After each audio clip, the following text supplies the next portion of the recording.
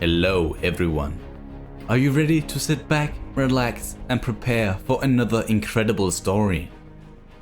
Good. Let's begin at the city of Sparta, positioned in the southern Peloponnese, guarded by King Ares, the head of the Achaemenid dynasty. He was a good and strong leader, never running away from a fight, the perfect man to lead the once proud nation back into its former glory. And it was greatly needed as well. Heroes of Epirus continuously mocked their manhood and said their spears were short. Pah!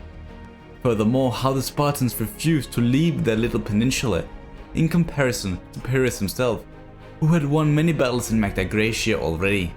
He might not be speaking too loudly about it, but even the Helots knew Pyrrhus' victories were no more than a death sentence for his own soldiers. Unlike his reckless tactics, the Spartan phalanx was practically impenetrable. It was time to show their warrior culture once again. However, the internal situation was dire, with the experienced King Ares being forced to keep the peace in Sparta. Sanitation was a major problem and therefore was a main focus for the busy king. A situation his biggest rival Ganus took advantage of. He mustered a host of the greatest Spartan fighters, with an even more phenomenal set of advisors. Of course, only the true, noble, or reliable people of Sparta joined the band of hoplites. Reserves or other cowardly tasks, such as archery and horsemanship, was delegated to the helots or mercenaries. Inferiors, basically. Once enough men were gathered, Ganus traveled up to Larissa. He was positioned on a hill just outside the town. Here, he held proud, taking a frontal charge from the infamous Thessalian cavalry.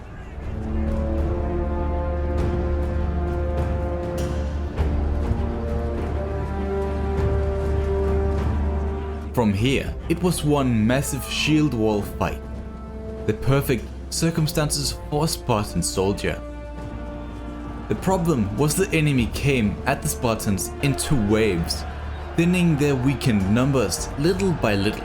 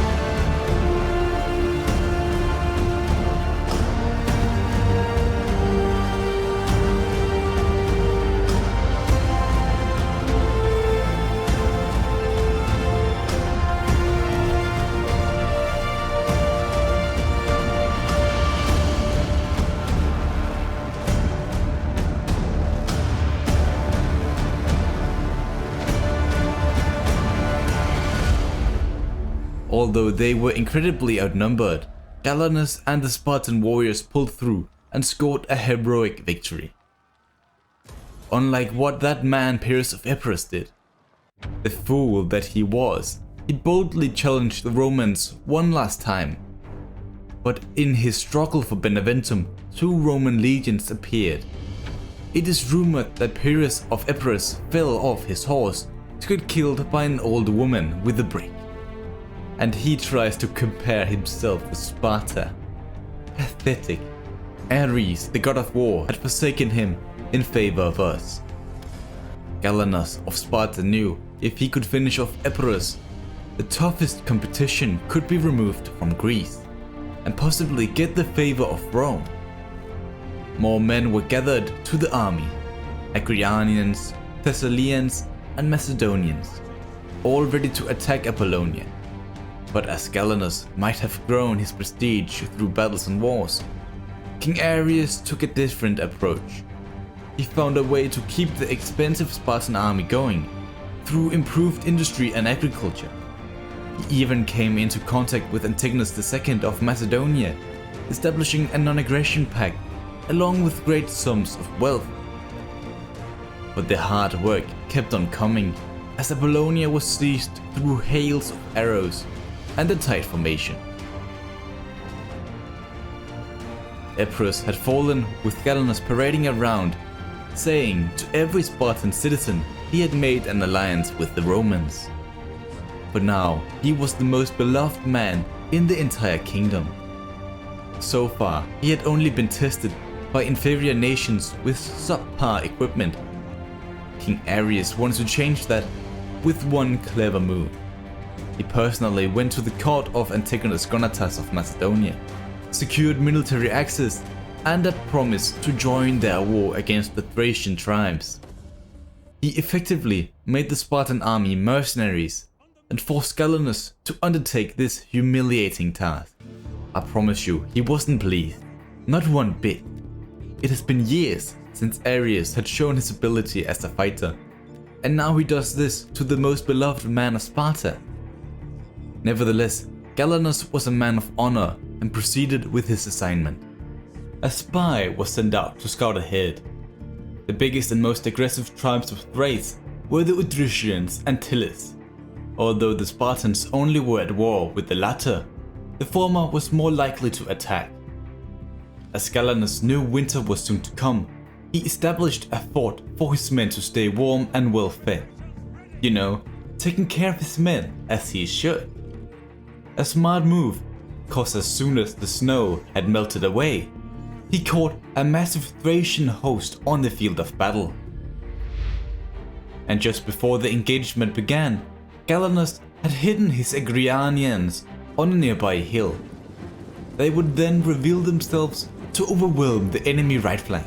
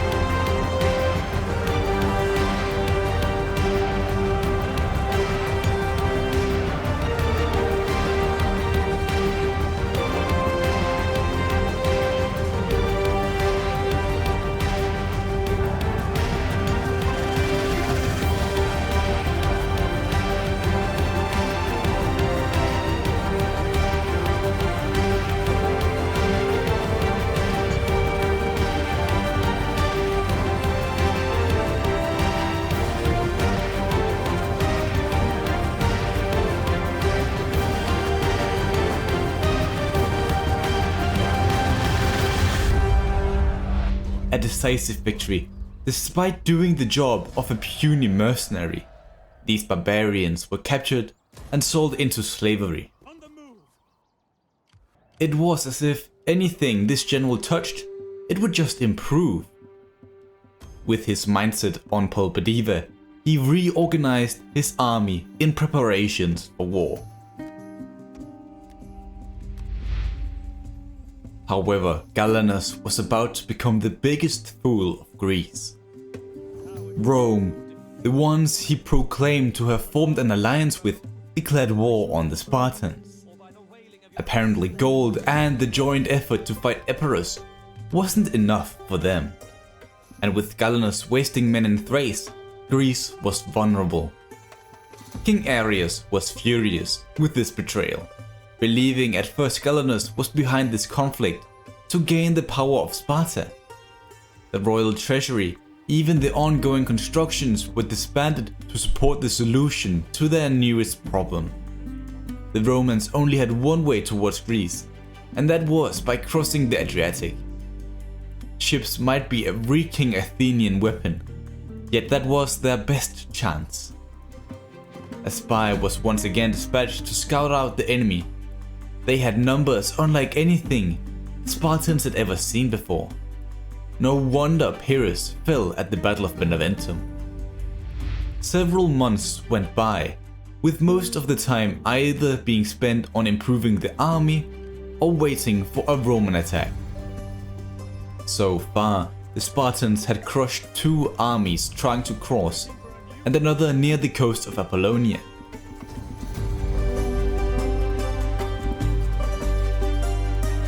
Through these small victories led by Ganus, it was now clear he had nothing to do with the Romans' attack. I mean, he foolishly contacted them, making them aware of our weakened situation. But we can't linger on the past. Thankfully, King Ares had a plan. He would personally take charge of the Apollonian defenses, establish a defensive alliance with the Argii to the north, and send Ganus back to Thrace in search of an opportunity to gain gold for the war effort. And apparently, all these smaller fights have been so impressive, multiple tribes throughout the world wanted to seek our friendship. Something King Ares accepted only for the mass amount of wealth he acquired through it. However, this conflict didn't seem to have any ending in sight. The Romans had captured Sicily and showed no sign of stopping their expansion, with them only growing stronger while the Spartans squabbled in Greece. The situation continuously worsened. In the north, Ganus seemed to realize this as well, but with his limited number of mercenaries, he had to stay close to either the Illyrians or Antigonus Gonatas, so he wouldn't get outnumbered, dodging one ambush after the other. But then the greatest solution to their problems appeared. Apollonia, the wife of King Ares' oldest son, managed to use her cunning to embezzle enough money for even more mercenaries. With them, he hoped to take Nisus if the Odrysians attempted to conquer it. Of course, the small hope was wasted, with the Macedonians decisively taking them out before anything could happen. Probably for the better, as Ares finally seemed to have blessed our war effort. The entire province of Pulpediva suffered from a lack of supplies, causing both the Odrysians and Tylis to lose valuable soldiers. If Ganus could sneak up there and take it, the rest of Thrace could potentially be conquered, giving the Spartans a large enough income to defeat the Romans. Yet as one thing seemed to go right, everywhere else started to crumble.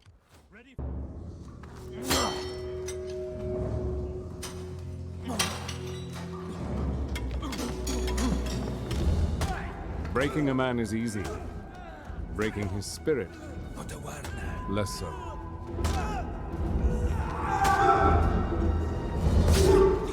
Even kept in darkness, a man may look to break his bonds, seek revenge.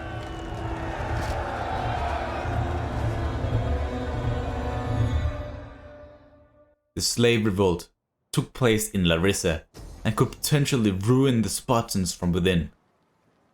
Furthermore, with the Romans finally reaching the port of Apollonia, it was officially time for King Ares to prove his worth on the field once again.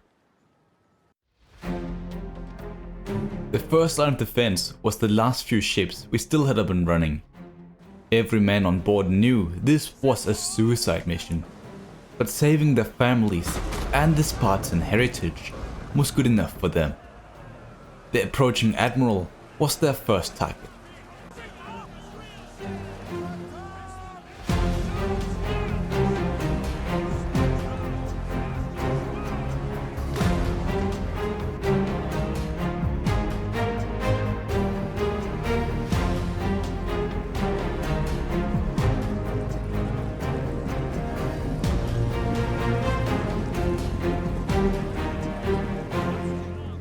It was the largest amphibious assault the world had ever seen.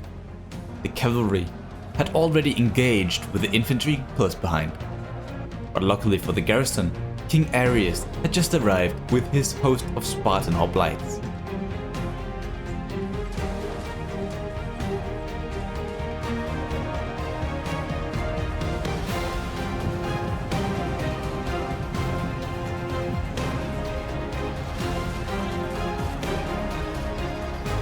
The Roman legatus in command of the attack was on the front lines inspiring his men, but with a clever move by the local archers to fire over the grain storage buildings and into the flank followed up with multiple spear wounds, the cowards scourged back into their ships. A combined effort from Poseidon and Ares was too much for the Roman guards. The aging King Ares felt too much blood had been spilled already and decided to free anyone captured. The ransom alone was enough to help with what else was in store for the Spartans.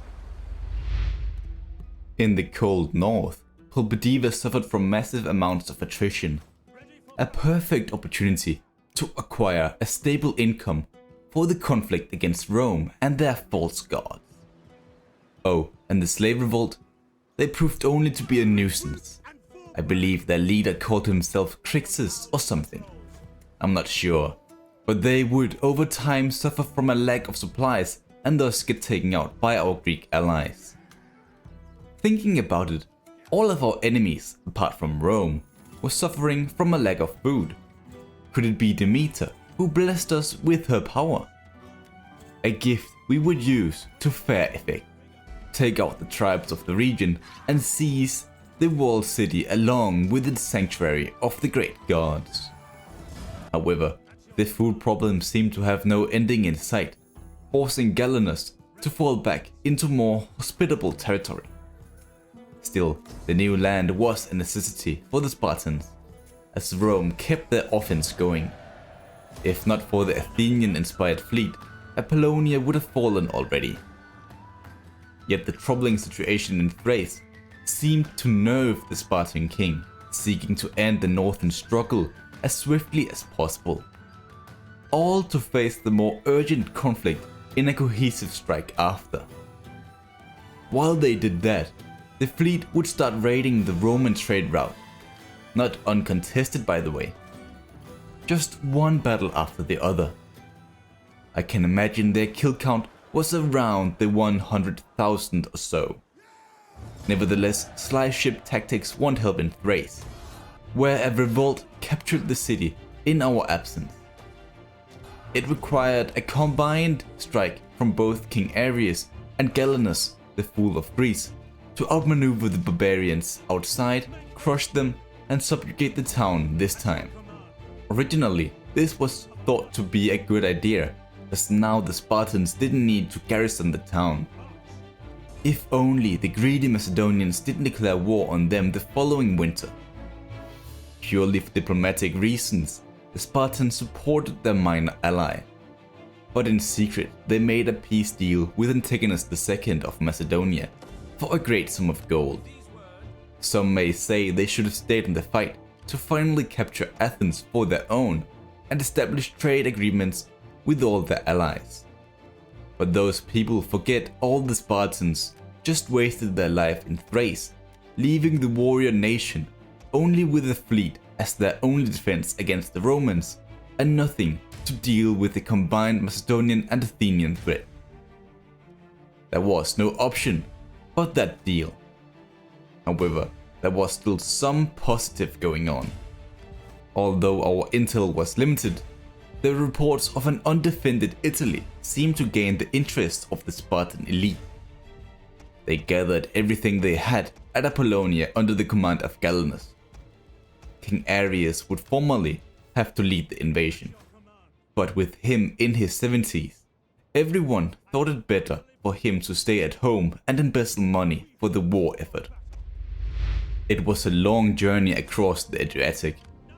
Thankfully, the Illyrian pirates were on our side, or else the expedition could have been a lot rougher. However, Unknown to the soldiers at sea, a beggar priest from Delphi had arrived in Sparta, babbling off the oracle's ill omens. Whatever these meant could not be answered in time. It was already too late. Ganus had arrived in Asculum, entering the belly of the beast. Inside the town, they found maps marking the locations of 2 armies in Sicily. They were far away, but it was only a matter of months before they arrived. Ganus ordered the fleet to sail down and create some havoc for them. However, there is the saying, appear strong where you are weak, and weak where you are strong. This surprisingly well-equipped army, with weapons unlike anything we've ever seen before, hit the hoplites hard. And after a quick merge, the army was short of 4 units. Yet to our rescue came 200 Samnite cavalry, pleading to stay by our side as long as we attempted to save that town in Beneventum. And so they did, forcing a field battle to use the speed of our combined Samnite and Tarentine cavalry and liberate Beneventum. But the heavy upkeep of the Spartan army started to take its toll on the nation's economy. This war had to end. A decisive attack on their capital could end everything. With whatever men they still had left, Ganus marched for Rome. King Arius did as much as he could to gather enough gold for a few more mercenaries.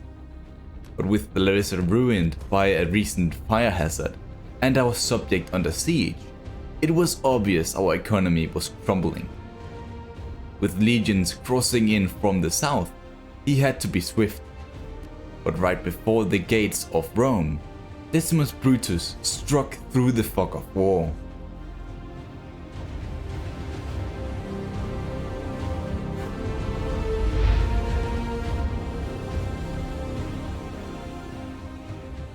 Outnumbered with no reinforcements, this battle would decide the outcome of this war.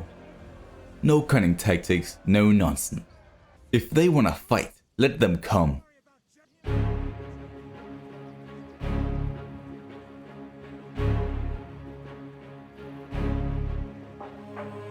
Their cavalry ran at full force towards our flanks. The Samnites would try to intercept them.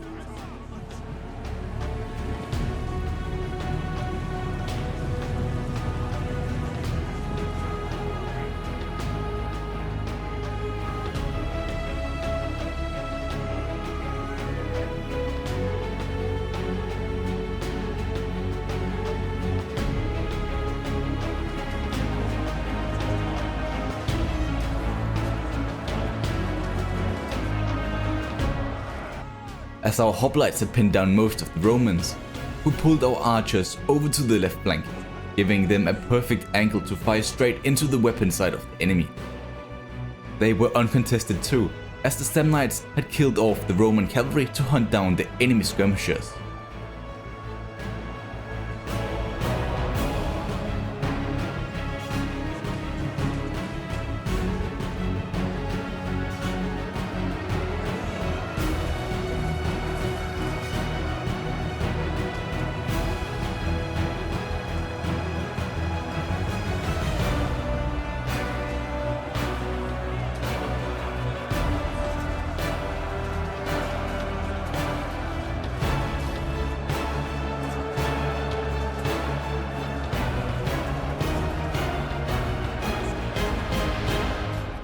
The cavalry had finally returned from their skirmisher hunt to do rear charges on the enemy infantry.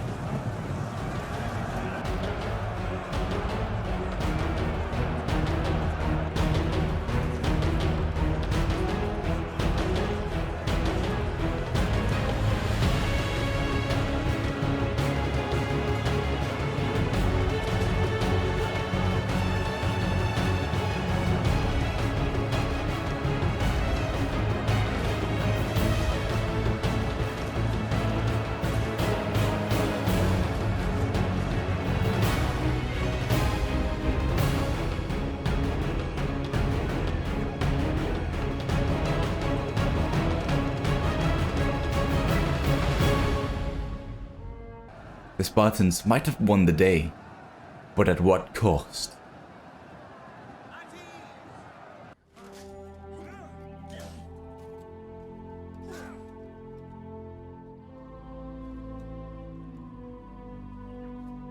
The casualties were simply too high for Ganus and his victorious men to follow up with an assault on Rome. Not without reinforcements, at least. He recalled the fleet and set sail to Greece, where the inexperienced heir, Acrotatus II, had been commanded to gather every male Spartan to the army. Getting home wasn't an easy task either, as the Romans kept harassing the fleet. At least at sea, they were no real threat.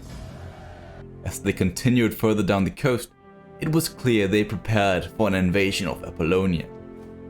This time building ships to remove our only advantage.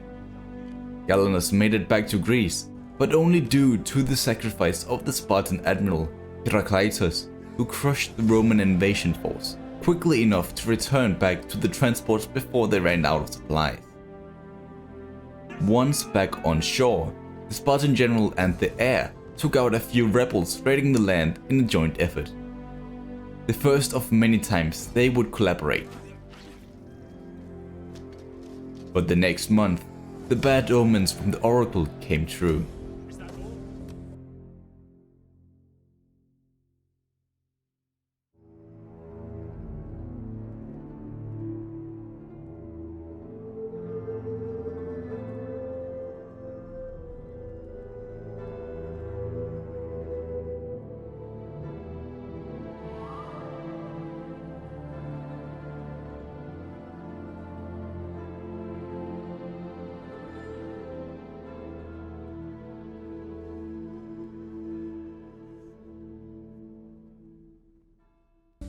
King Ares had died of old age. He will walk in the fields of Elysium along with Leonidas and Testicles. Acrotatus II of Sparta was the new king. But it was clear he wasn't in charge anymore. It was Ganus, the veteran of Italy, who finally redeemed himself in Latium with his many victories. However, what he did with his newly gained power was more questionable than anything the world had ever seen before. He knew this war couldn't be won without more men, and for that they needed large sums of resources and wealth. Something they could only acquire by abandoning Greece. With the Romans in the west, successor states to the east, the Mediterranean to the south, there was only one way to go. He filled up his supply train and ventured north. Only Apollo may know what happens next.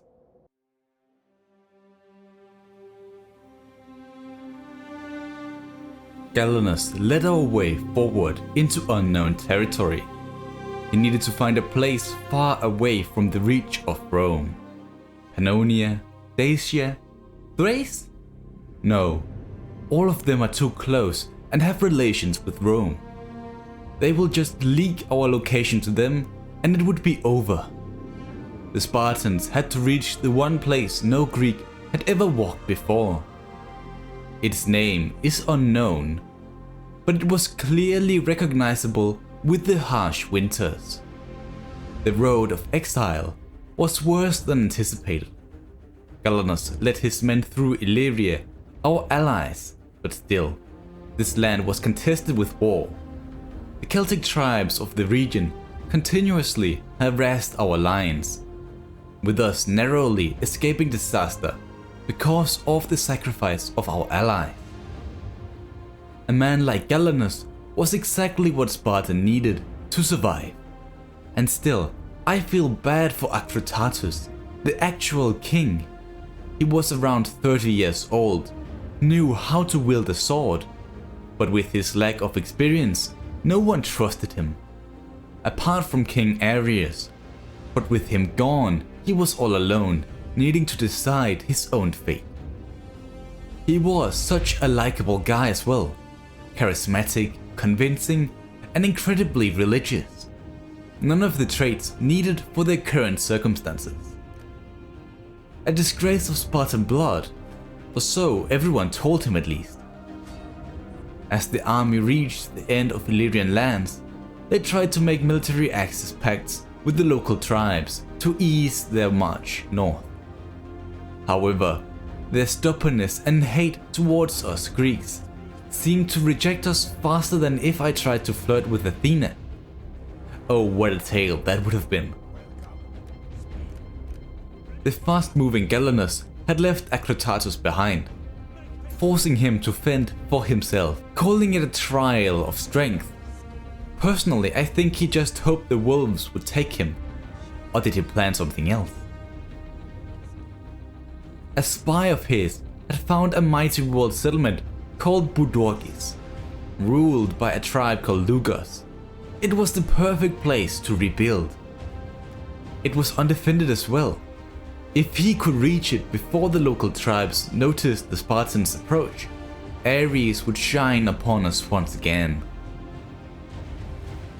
The biggest problem was all these tribes had positive relations with one another. If we declared war on one, the others would most likely move against us too. The Raviski, the ones we trespassed, had also blocked the only bridge across the Danube, threatening to attack Akritatus or Ganus. Neither would be good, especially as the Lucas tribe declared war on the Spartans before they were ready to attack. Now it was officially impossible for Akritatus to reach Ganus, and thus he ordered his men to spread out throughout the land and find their own way back to the main army. For now, Akritatus had disappeared. Ganus, on the other hand, was within striking distance of Budorgis, knowing a massive target was on his back, deep in enemy territory. But in the middle of summer, a nomad group of Sarmatian lancers, as they called themselves, offered their service to us. Looking at the state of the Spartan army, they were rightfully accepted into the ranks of the Greeks. At first, Ganus doubted their value to the army, but gave them the benefit of the doubt, as almost 5,000 Germanic warriors challenged the Spartans for combat. They had formed up in a defensive formation, expecting to repel endless hordes of Germans. However, they were about to get a shock, as they now could see how the Sarmatians fought their battles. Instead of staying back with the main army, they rode forward towards the enemy flank, pulling out their bows to shoot straight into the side of the enemy while on horseback.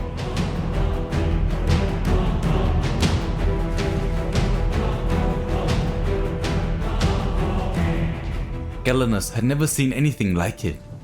Their marksmanship rivaled Apollo himself. Then they lured out the Germanic general to surround him and make a devastating charge from all sides.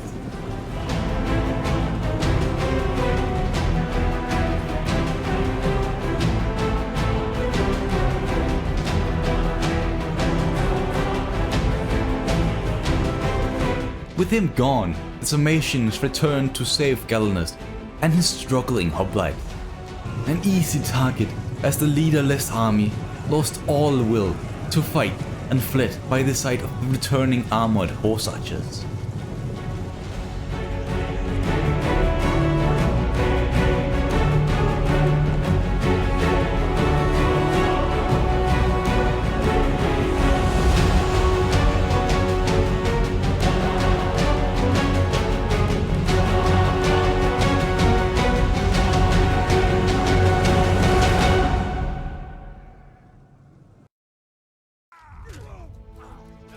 If there was any doubt before this, it was now gone. Their outstanding skill saved the Spartans. The rest of the Sarmatian nomads, that being the wives of the horse archers, were told to be almost as formidable as their men. With an army of well over 500 horse archers, Ganus had to rethink his battle tactics. Something the masterful Sarmatian commanders were willing to help with. Tales of a crescent formation, hit and run tactics, and much more. Practiced on the garrison of Budorgis, as they foolishly sallied out.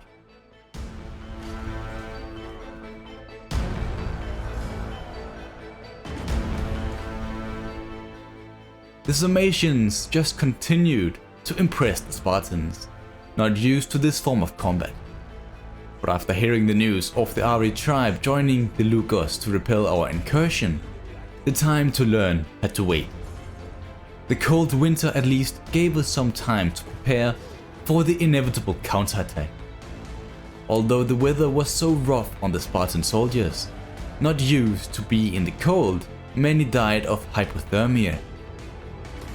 Rumors started to spread among the men whether going this far north was the right decision. Should they just have traveled to Dacia? Regretting the move wouldn't lead anywhere. Now surrounded by hostiles, even further away from reinforcements than when they were in Italy, every move had to be made with utmost careful consideration. With a foothold in unknown territory, a diplomat was sent out to the aggressive and devious Swaibos tribe to our west. They were the only known Germanic tribe who still haven't declared war on us. If they did, everything would be lost. We sent gifts their way, ever so slightly improving their opinion of our foreign culture. Although we sent almost 4,000 denarii their way, most of our coins and efforts were used to convert Boudorgis into a proper Greek fortress. With the uncertainty of the situation in Greece, it was even renamed the new capital of Sparta, temporarily, until they can return to Greece and save their people.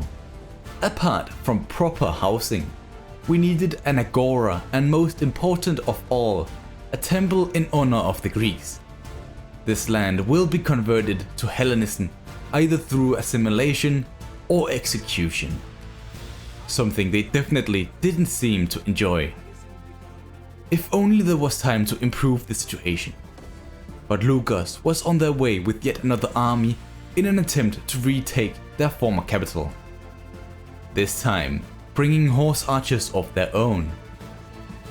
Ever the heroic warrior, Ganus took every able soldier and constructed a fortification in between a river and a dense forest.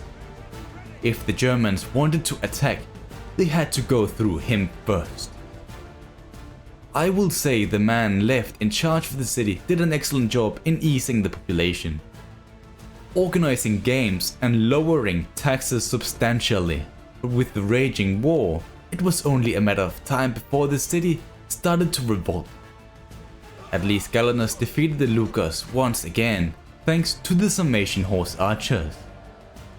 However, Lugos would just be replaced by the Ari forces. Knowing another major battle now could be devastating, Ganus pulled back to the walls and started patrolling the region. Exactly what we needed to regain the trust of the local tribes. Assurance of their safety made them join the army, slowly replenishing our countless losses. Not fast enough though, as the Ari snuck past our outposts and hit Ganus and his forces for a major battle to decide the fate of Sparta once again. We have been in a situation like this before in Italy, narrowly surviving. But now, we have a powerful weapon. Our Sarmatian allies rushed out to face the Ari, who tried to adapt our new fighting style. Not well enough, as we came out on top, strong enough to hunt down the enemy general. He was exposed and thus an easy target. After he was executed, the Sarmatians rapidly returned to the Spartan hoplites, saving the day once again in a heroic victory. Although this battle was won, trouble still seemed to find us. The Eraviski declared war on us along with the death of the governor of our new capital. Both were kind of expected, yet never wished for. However, to the surprise of Ganus, who now have led the Spartans alone for quite some time, Akritatus, the actual king of Sparta, had found his way back.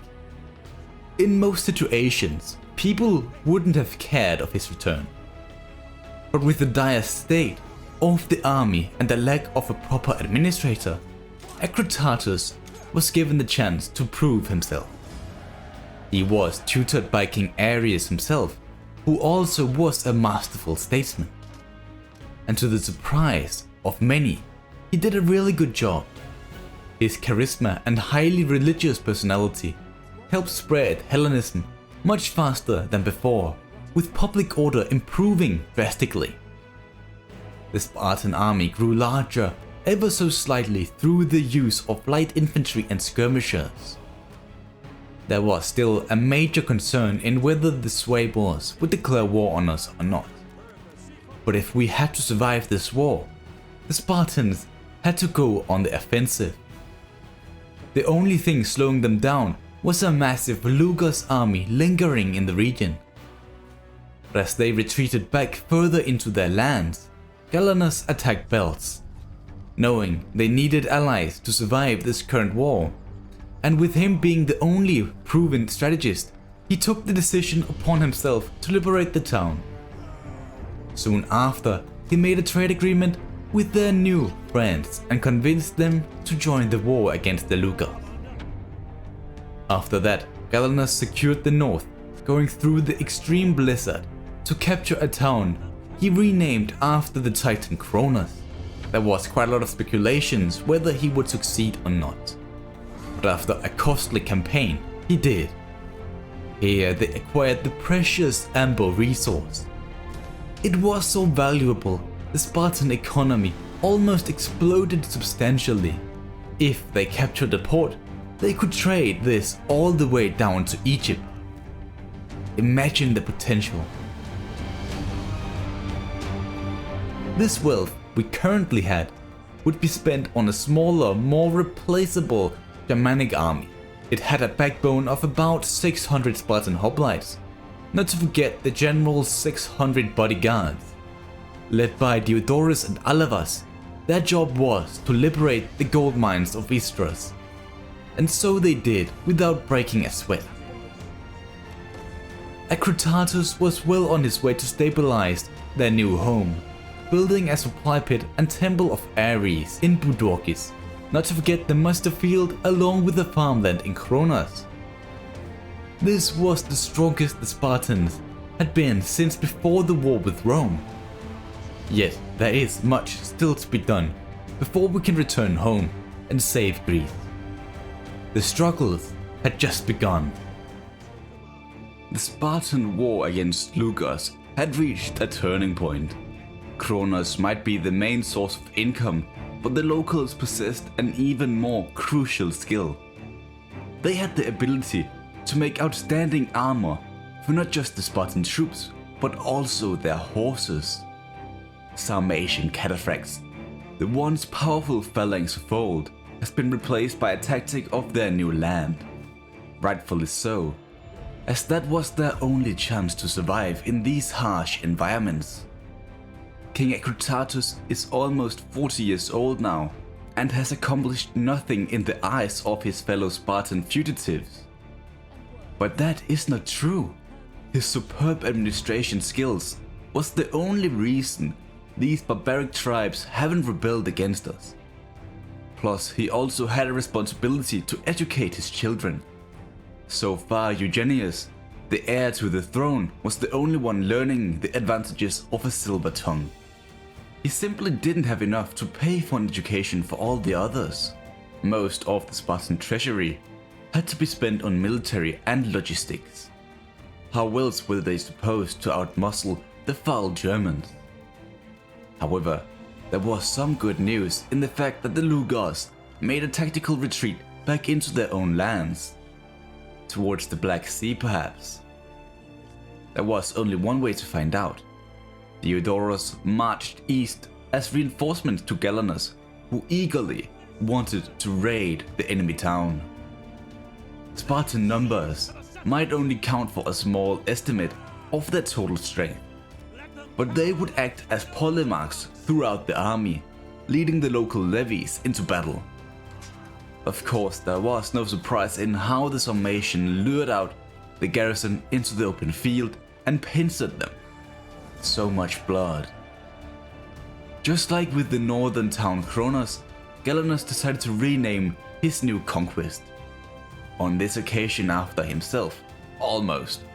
I mean, how arrogant could he be? I know he is the most elite strategist of all the Spartans, but to name a city after himself, is he comparing himself with the titans of old? He better be careful the wrath of Zeus doesn't strike him down. Ganus also demanded rearrangements of the daily duties in the town. It did have a large source of hide in the region, unnoticed by its former occupants. A valuable resource that increasingly heightened the value of Spartan trade. But being landlocked didn't help. Gaining access to a port was a must.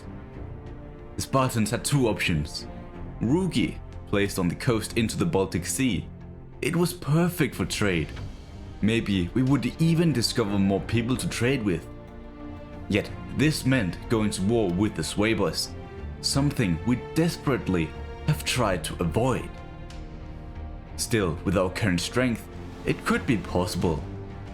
On the other hand, that would lead to yet another war on another frontier. The second option is through the deep woods, over the dense layer of snow, followed by attrition, past the Lugos forces, who undoubtedly prepared ambushes at this very moment. And finally, when all of that is over, attack the two towns still under Lugos control. It will be costly. Losing a lot of men in this endeavor is undeniable, but it will always be better than declaring war on yet another front. At the beginning of this journey, it looked like the path was clear. Only minor stragglers to worry about. So easy in fact, Ganus took his reinforcing cataphracts and marched out without scouting ahead. And by some miracle, he walked straight past an ambushing Lugos army. They had probably drunk too much wine before our arrival. The wolves howled throughout the night. With everything going so well, the biggest self-caused mistake occurred. The Spartans could either be pincered here, or risk Ganus being snatched back by Lugos. Geodorus was still on his way, yet not close enough. And somehow, the biggest blessing from all the gods saved us. Nothing happened. Were they still drunk? That hangover must be massive if that's the case, because it lasted 3 months. But now, the Spartans were stuck in between two Germanic forces with another one on its way. They could have gone for the head and taken out their towns, while Diodorus possibly could have defended our lands. No, it was too risky, especially with the winter on its way and the journey still long. Instead, he heroically slaughtered the drunk forces and returned back to safe land. A choice the god of war Ares seemed to enjoy. So much in fact that he gifted the Spartan army with exceptional training, allowing them to recruit elite hoplites. No one truly understands what happened, and it probably won't happen again. But what a good surprise this was. Hoping it would give an even further advantage in battle, Ganus didn't wait for the snow to pass away. His lust for glory precedes the safety of his men, which he once held so dear in his mercenary campaign in Thrace. When thinking about it, he is acting just like Alexander the Great, right before the gods punished him. In spring, the Spartan forces drew out into a long march through the woods. This time with no ambush, just them standing on an open field taunting us for battle. With the blessing of Ares and the elite Sarmatians on our side, we obviously accepted the challenge.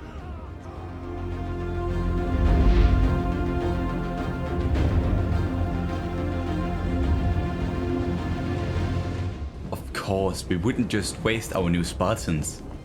Instead, we would keep them in reserve, letting the levies intercept the first charge. most of our cavalry would run to the enemy left flank, seeking to engage the enemy horse archers.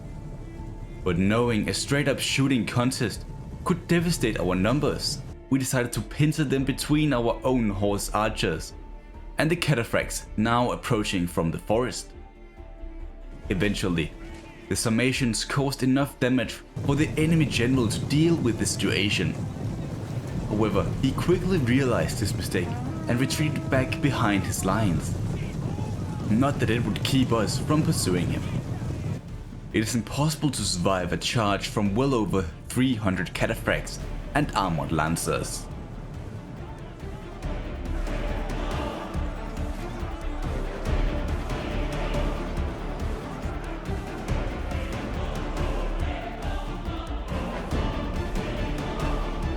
Without a general to lead them, the Germanic forces charged straight into our levies in a hail of javelins and arrows.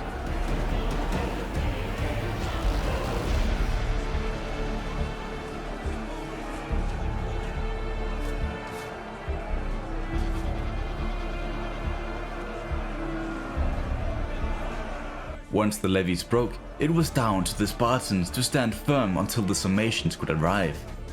Just like before our exile. If you ever wondered how we knew the difference between the Spartans and barbarians, just go for the smell, or away from it in this case, as they reek of inferiority. Holding their ground was easy, by the way, especially as it didn't take long for the summations to return, giving little care to the routing troops ahead of them. And we all know what happened next.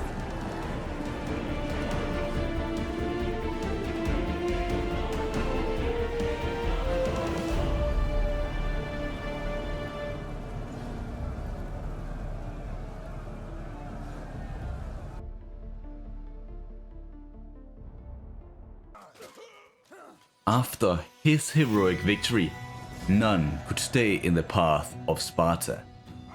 It was time to eliminate all their enemies one by one. All these victories made the soldiers incredibly loyal to him, which undoubtedly was a concern for the Spartan king Exile. But what could he do? He was forced to stay back while Ganus gathered more fame and gravitas than any other. Maybe he was the most famous general in the world. Perhaps he was right in naming a town after himself. The Dark Key, a friend of our many enemies, had formed an impressive force at our border. Diplomatic actions to ease them was impossible. We could only hope for them to stay neutral in this conflict a bit longer. And although they might be impossible to work with, Bosporus, a former Greek colony, now turned empire, entered our line of sight. Ruling most of the north and eastern Black Sea coastline, all the way down to the foreign lands of Armenia actually, they could be an exceptional ally in our war against Rome, or an even more formidable foe. Exile secured a non-aggression pact with them, and learning from their past, he even demanded a substantial sum of gold as insurance for their allegiance. Finally, the overlooked king could show how his skills could be useful.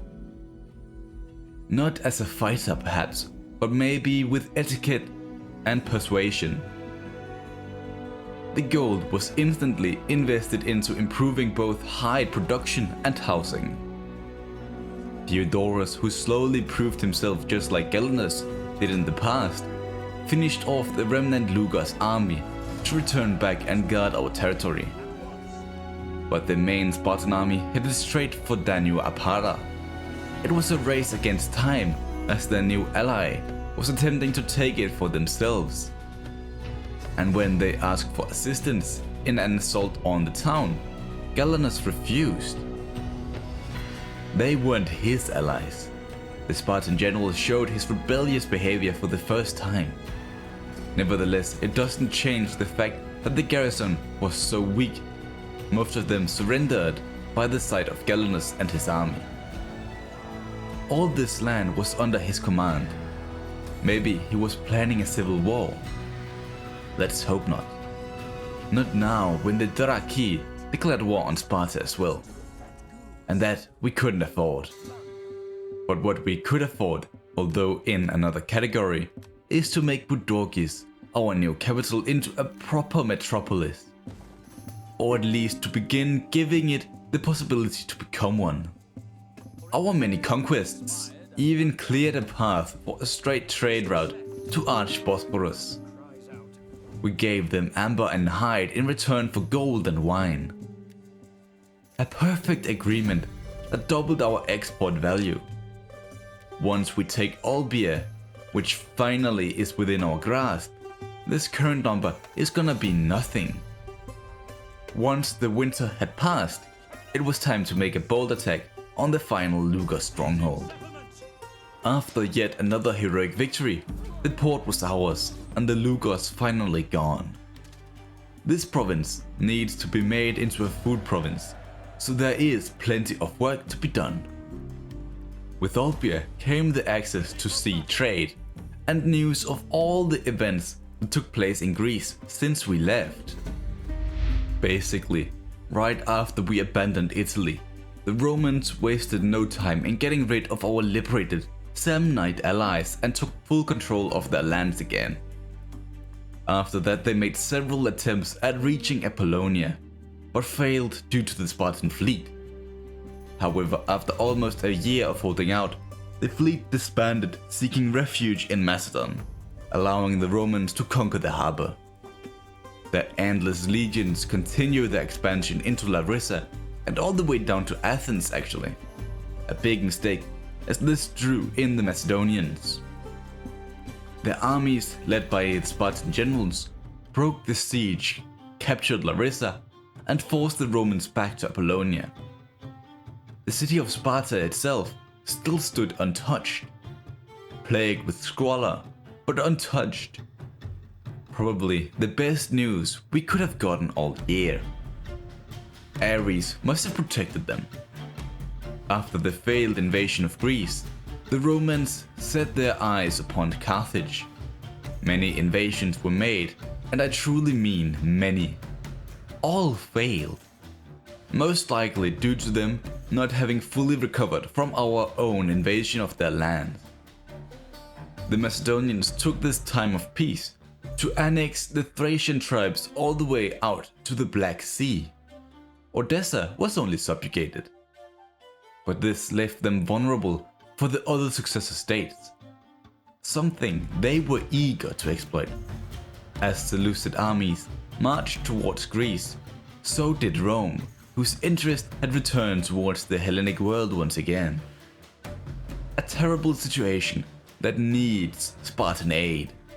We must come to their rescue.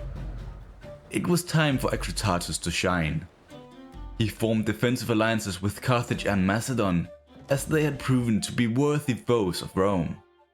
Furthermore, he established a whopping 11 new trade deals. They now imported salt iron dye, horses, and much more.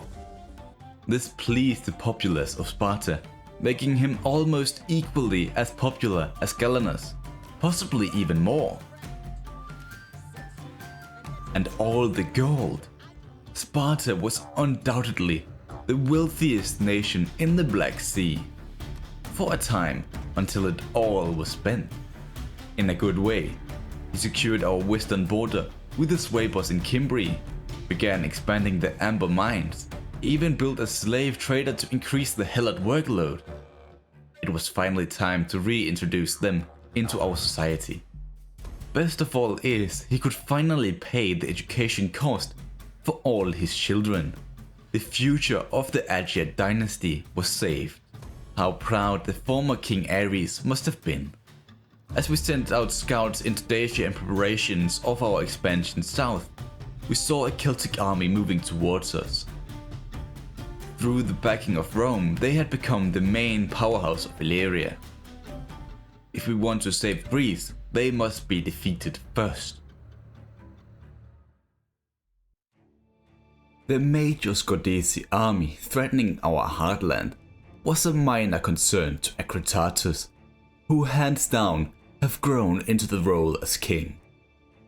With all the constructions going on in Logia, the economy will surely be able to support another force of proper Spartan hoplites. One loyal to the crown, just in case Ganus, the leader of the most experienced army, rebels. He is the real threat to our expanding society.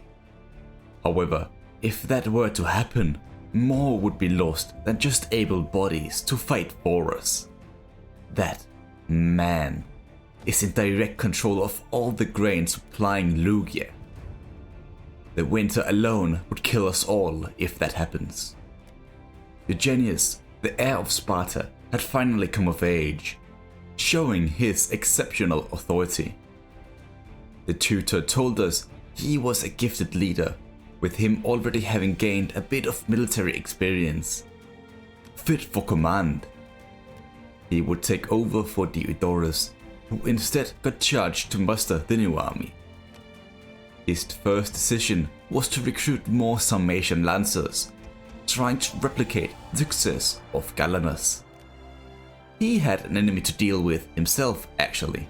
The Dark Key had moved out towards Olbia with an impressive cavalry contingent. And his response to this? Sit back and encamp, hoping they would move through his lands and into Logia. Of course, as unpredictable as barbarians are, they laid siege to the port just to break it themselves. But why? No one knows, and even fewer cared. All eyes were on the royal family. Philaea had at last reached adulthood just like her older brother Eugenius. She had studied to become an excellent diplomat and organizer, helping to satisfy the citizens. In the south, our Macedonian brothers in arms had lost their client state Thyni to the Scordisi. They simply didn't have the numbers to protect them and their capital at once. Heck, they had already lost Larissa to the Romans once again.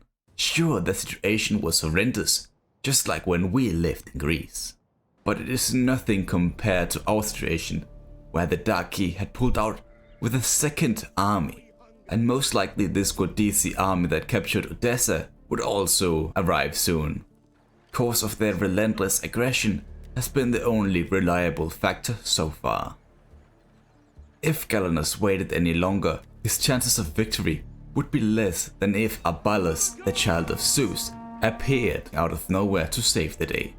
Fearing no army hiding behind wooden sticks, he attacked, burning them down to the ground in the only style he knows. No survivors. With more armies on their way, just one bridge across the river, Ganus took position there, waiting for the next move. Exactly what he didn't have time for, as a rebellion was soon to erupt in the province. Eugenius, on the other hand, had great success in raiding enemy lands, causing a reaction from the Scordisi to attack his position.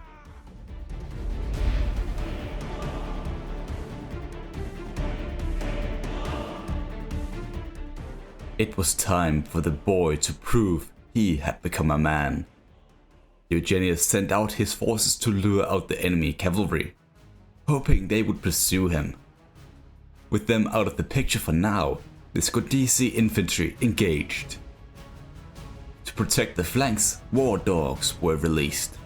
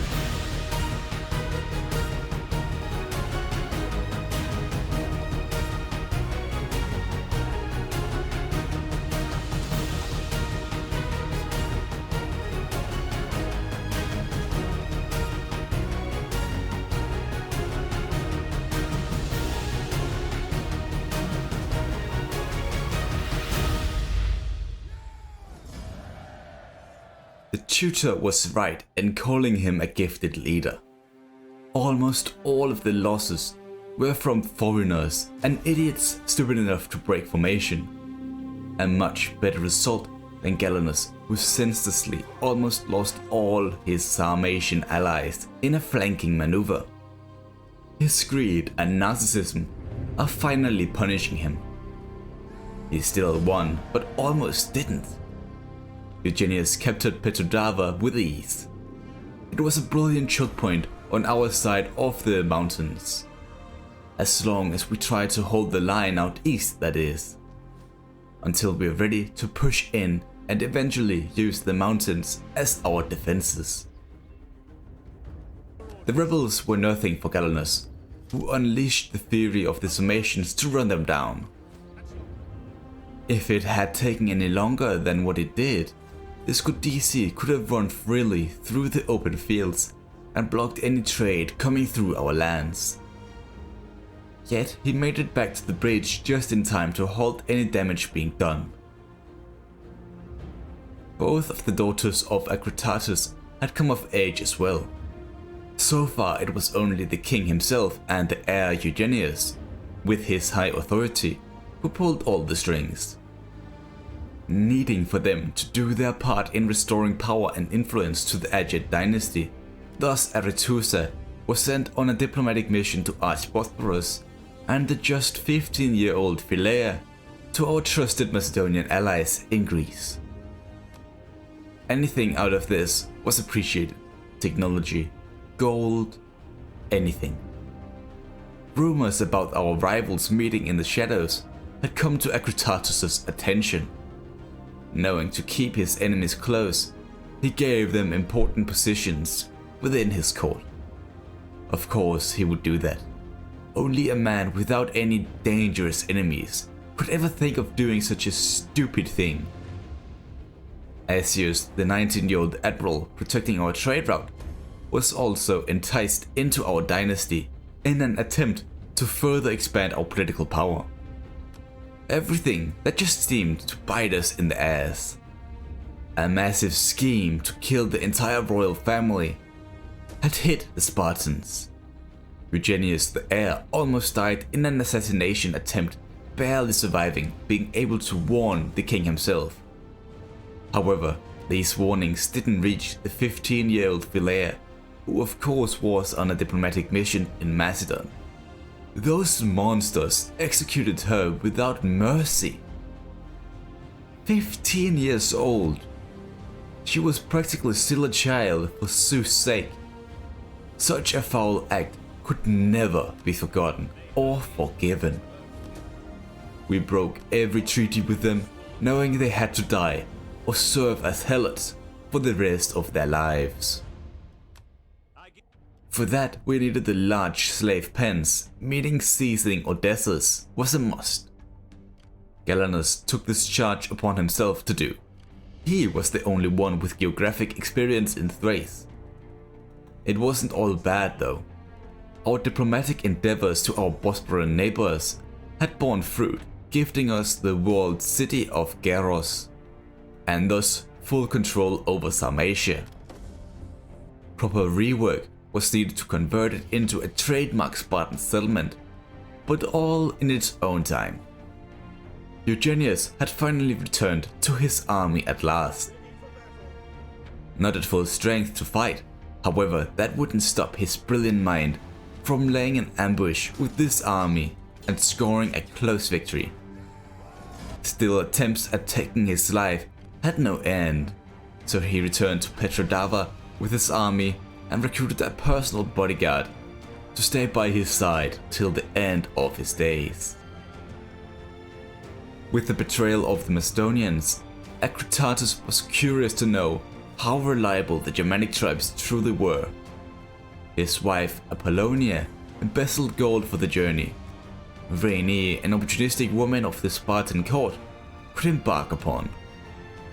As expected, they tried to end her life, but barely returned home alive, yet empty-handed.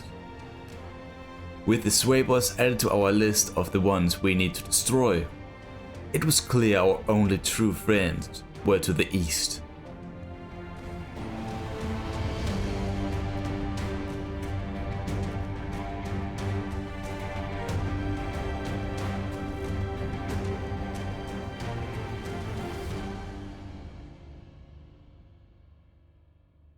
With that, Ganus had reached the other side of the Danube and occupied Odysseus.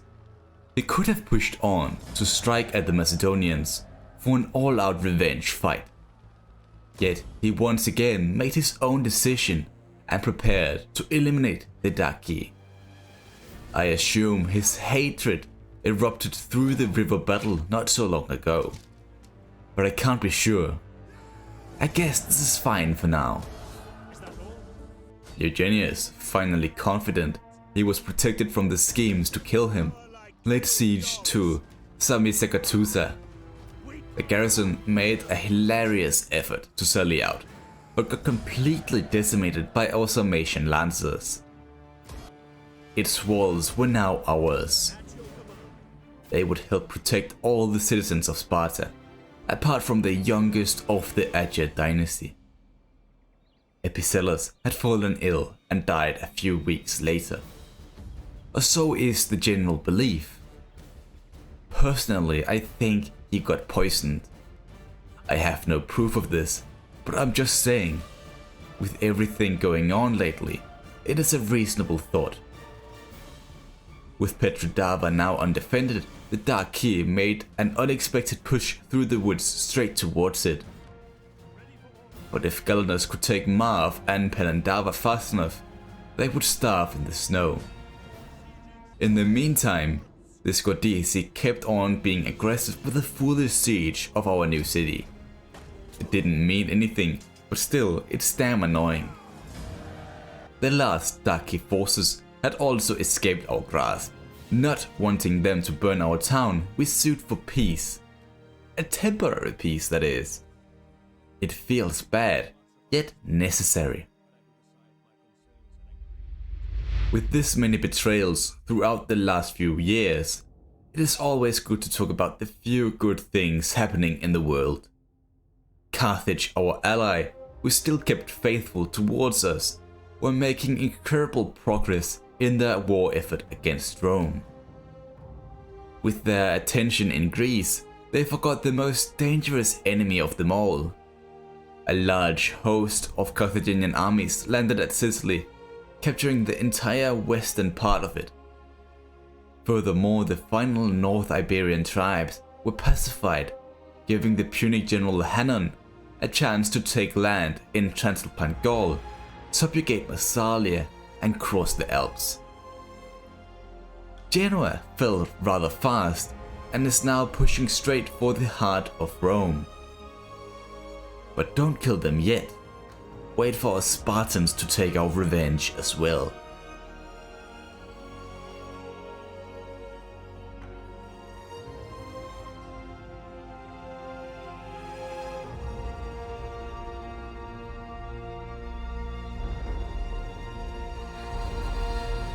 You might believe the Scordisi is our biggest enemy.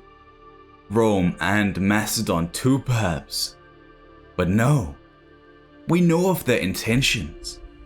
If they ever get a chance to kill us, they would take it without a shadow of a doubt. In fact, our true threat is our scheming Germanic neighbors to the north. Ever since our arrival in their lands, their hateful eyes has looked down upon us. The assassination attempt on one of our court members just confirms that. If we commit with most of our forces in the south, they will just besiege Boudorgis, our capital, raid our trade routes, and execute our wives. It is impossible to continue our war effort without taking them out first. Securing our western border isn't the only benefit to this. We can use their towns as manpower for our armies and maybe even as a second front to attack Rome by. It would require a lengthy battle of the Alps and Deliria at the same time to work, but it is hands down our best option. If Carthage does destroy them first, that is. With both Eugenius and Ganus fighting for possession in the south, we had to call upon the generals Alevas and Diodorus, both proven in battle, giving King Acritatus a good reason to rely on their strength. The champions of Olympus was at their disposal. Still, that wasn't enough, meaning another army had to be mustered before they could expand. It would take time and be very expensive, but once the preparations are complete, we should be able to blitz the Swabor's core regions. While they organized themselves in the north, Ganus had found a new weapon. A scorpion that makes it possible to hit enemies from a greater distance and without breaking a sweat.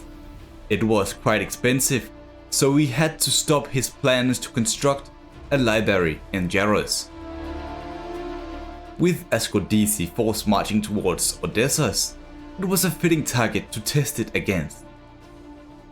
Too focused on the Sarmatians running around their flanks and rear, they never expected our massive bolts piercing the skin before it was too late. With this victory, proof of his skills was undeniable. He had rightfully become one of the Spartans' legends. Oh, how the late monarch Ares must shake in his grave hearing of this achievement. Dacia itself was always meant to serve as one of our central sources of income. However, the decentralized tribes knew nothing but war. Barracks, blacksmiths, grain storage and massive defenses, fit to protect our new lands while the conflict against Swabor's rages. They will be needed, but once it's over it will be converted into a commerce setup again. By the looks of things, the Scodisi still had plenty of spirit within them to drag the struggle out till our men, used to the warm climate of the south, surrendered to the cold north. But if we ask Ganus his opinion on this, he would call it a play of a coward. With his new Scorpion and Sarmatian allies, he pushed for Nisus. Oh, how time has flown. Once he fought there as a mercenary of Macedon, but now with his own agenda, disobeying the orders of his king. Why should a man as prestigious as Ganus listen to a worthless king who couldn't keep the slaves under control, rioting in the town named after Ganus himself? No, this town should be his, no matter the cost of his allies. However, he had now walked straight into a trap. As clever as a man may be, arrogance will always struggle against the schemers. The Scodisi king himself laid in wait, hiding in the fog of war. The Spartan general was now stuck in Nisus, being pincered in between two large armies. As any sane man would do, he focused most of his forces on the army closest to the town. Cavalry rushed outside, while the Scorpions and Hoplites protected the town square. Although some of the enemies tried to hunt down the horse archers, a large majority kept running through the streets and towards the defending forces inside it.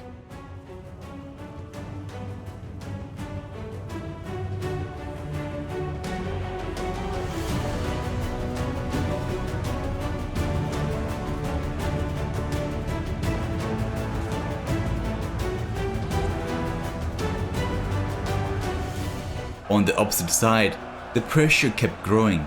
Only a small task force of determined warriors was available to stop the entire second attack force.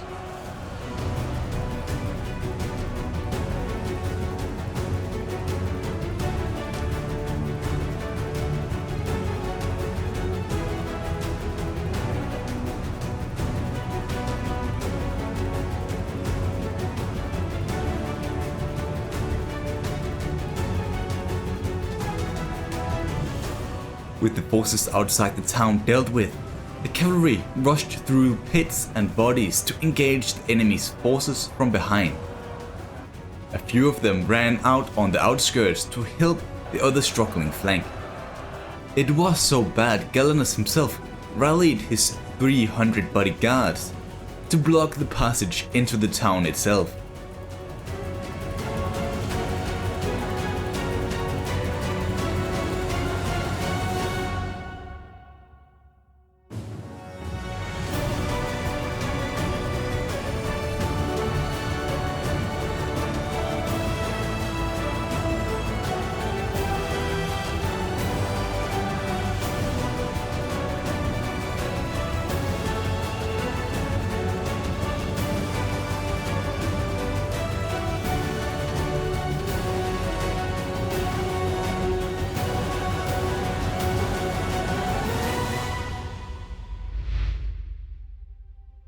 With Ganus barely surviving this attack, he realized his mistake. He would fall back to Odysseus in due time, abandoning his new conquest. You see, a rebellion had erupted near the Black Sea, forcing the son-in-law of the king and also prince of the Sarmatians to patrol the coastline with his ships. And as you might expect, a man like Ganus would never accept help from anyone, and especially not the royal family. A dynasty that kept growing after their tragic losses. Eugenius had finally become a father with his new son Agamedes. He will become a brilliant strategist or maybe a famous architect. To the north, however, the preparations were finally over. Perhaps not with the same elite forces as in the south, but these numbers, led by Diodorus, surpassed all the southern armies combined. Not to forget Alevas further up, the former hoping to make an uncontested strike at the heart of the Swaipers, with the latter mopping up the northern villages. After the winter had passed, Diodorus marched his roaring horde of Spartans and German levies to the gates of Lopfurdum, taunting them day and night, keeping them awake with endless drumming and mentions of their mothers being whores and sons as boy toys. Alevas had even managed to gain the favor of a group of infamous Germanic berserkers. Expensive, but they were well worth the money. Mistruela barely put up a challenge. But in an unexpected turn of events, the majority of our Germanic levies forced the hand of Alevas and thus demanded him to peacefully occupy it. Blood, looting and slaves were the preferred way. But if the Spartans needed them to fight in their armies against Rome, impressions like this had to be made. As the garrison of Lopfurdum sallied out, Diodorus fortified himself on top of a hill, letting the levies do all the hard work for him. With the combined numbers of wounded enemies and captured deserters, almost 1,000 new helots were captured for the glory of Sparta.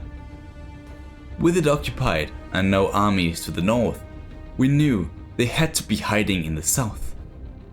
The mountains will prove to be a beautiful choke point for their inevitable retaliation attempt. As Alevas was on his way down to join the defenders, growing unrest among his Spartan hoplites, the core of his army, caused minor problems. There was only one way to appease them. As Karkalis was looted, with the men running from house to house doing unpleasant things. I'm not proud of it, but it is the spoils of war. The expanding trade network of Sparta had reached the Carthaginian client-state Massalia and the closer Pergamonian rulers of North Asia and Bithynia, both offering enough gold to build a statue in honor of Ares, the god of war, who is leading us through these troubling times. It will be constructed in the same town we took it from. Let's call it an advanced taxation process. A puny rebellion was sparked in the cold winter months, but with a defensive strike, the flames of unruliness died out, and with the path cleared through the mountain range, so was the visibility of a massive fortress guarded by the Swaipers. An impossible task to overcome alone. And with Alevas nowhere close to reinforce, the Spartan general made a barbaric move. Raid the countryside and unleash the true potential of the Sarmatians. In a daring move though, the Swaipers sought redemption of their fallen friends and cousins. Royal guards, pikemen, berserkers, cavalry, all of it.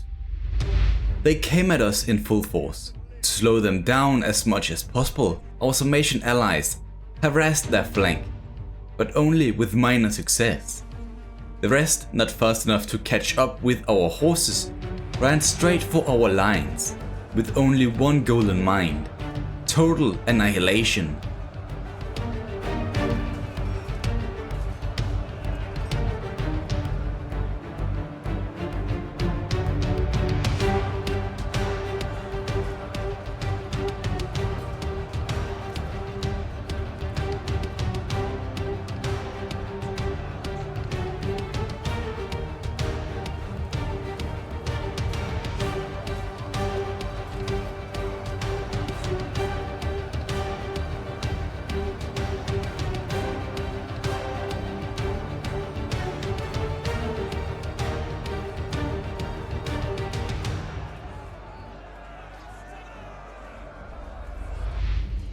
songs will be written in the name of our fallen heroes of Sparta.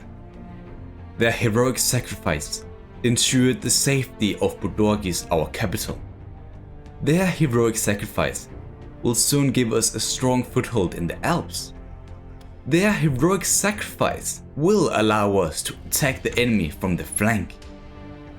Once Alavas arrived with his intact army, he received whoever still was capable to fight. Back down in Dacia, Prince Eugenius had been lurking at Sindigun and the massive force gathering there. Knowing it was impossible to take before the northern generals returned south, he took up a defensive formation just outside Samisagetusa. Thankfully, he made it back before what appeared to be around 9,000 Celts knocked on his door. Of course, the future king of Sparta made short work of their enemies.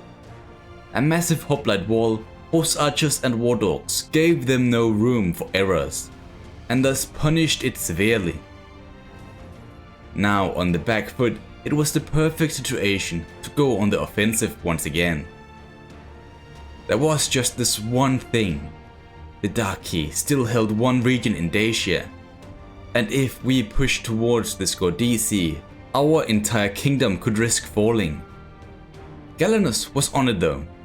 His men had replenished after his severe loss at Naissos, bringing Thracians into the mix as well, claiming their skills in combat was rivaled by none. They would be tested again, here at Pelendava.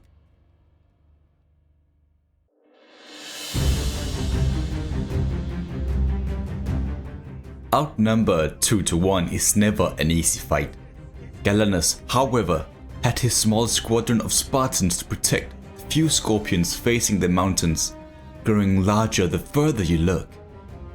In between them we had Sarmatians already engaging the enemy front lines, leading them straight to our position, just like the legendary commander wanted. Once the battle starts, our Thracian warriors will appear behind the enemy lines and encircle their position. However, that was not to be, as the Daci scouts both spotted and charged them before the battle had officially begun. The few remaining Sarmatian cataphracts ran to the rescue and scared away the scouts, being drawn out to the open fields in the path of the Dacian horde. Although the heavy armor made the cataphracts astonishingly slow, they were still able to move swiftly around the field and hit pinned down hoplites with crushing speed.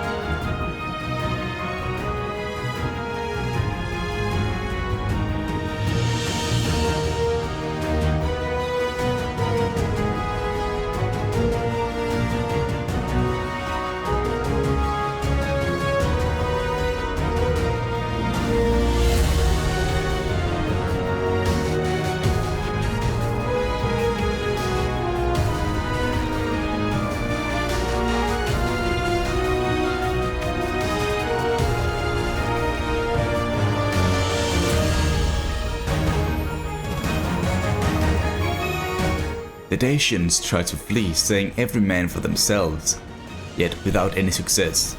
Ganus was out for blood after their bold attack almost a decade ago. The Sarmatians dashed through the enemy lines, making the end of the Daci.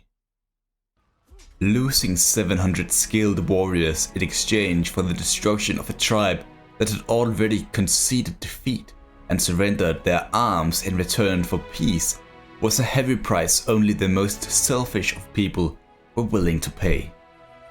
Ganus included, whose desire for blood and vengeance was without end. At least this meant the Spartan soldiers could continue their attacks at the Scordisi and even besiege the capital. A perfect alibi for Ganus as another assassination plot on the king Akritatus II was discovered from a rival party. Still scarred from the last attempt, he took no chance and jailed the only man linked to the plot. Diodorus, the one he had charged to secure the Westerlands, was removed, stripping him from both ranks and titles to rot in a prison. Homer, a lesser known man, would take over in his place. He was quite useless, more focused on epic tales of the past, not fit to lead an army. Alavas, however, showed his expertise as a tactician, now leading the assault on the main Swaber stronghold. They did sally out, but in a heroic display of both cunning and bravery, he thrashed the attackers, making it possible to scale the walls and secure it without any casualties. He proved he wanted the best for his men, making them dangerously loyal to him personally and not Akritatus. There was no reason to ring the alarms just yet, unless you ask his closest advisors, claiming he had a different motive. Was he part of the assassination plot? Who knows? After 6 months of besieging Syndigon, the heir Eugenius demanded an all-out assault on the walls. He took them with any means necessary, costing the lives of our last Sarmatian cataphracts without being able to get any like them again. But its walls was ours, giving us an unshakable fortification in the plains of Pannonia. With casualties this severe, Ganus returned back to Dacia, where a bit of military infrastructure still was present. He filled out his ranks with cheap pikes, because if Alexander the Great could use pikemen to score victories and fame, why not him too?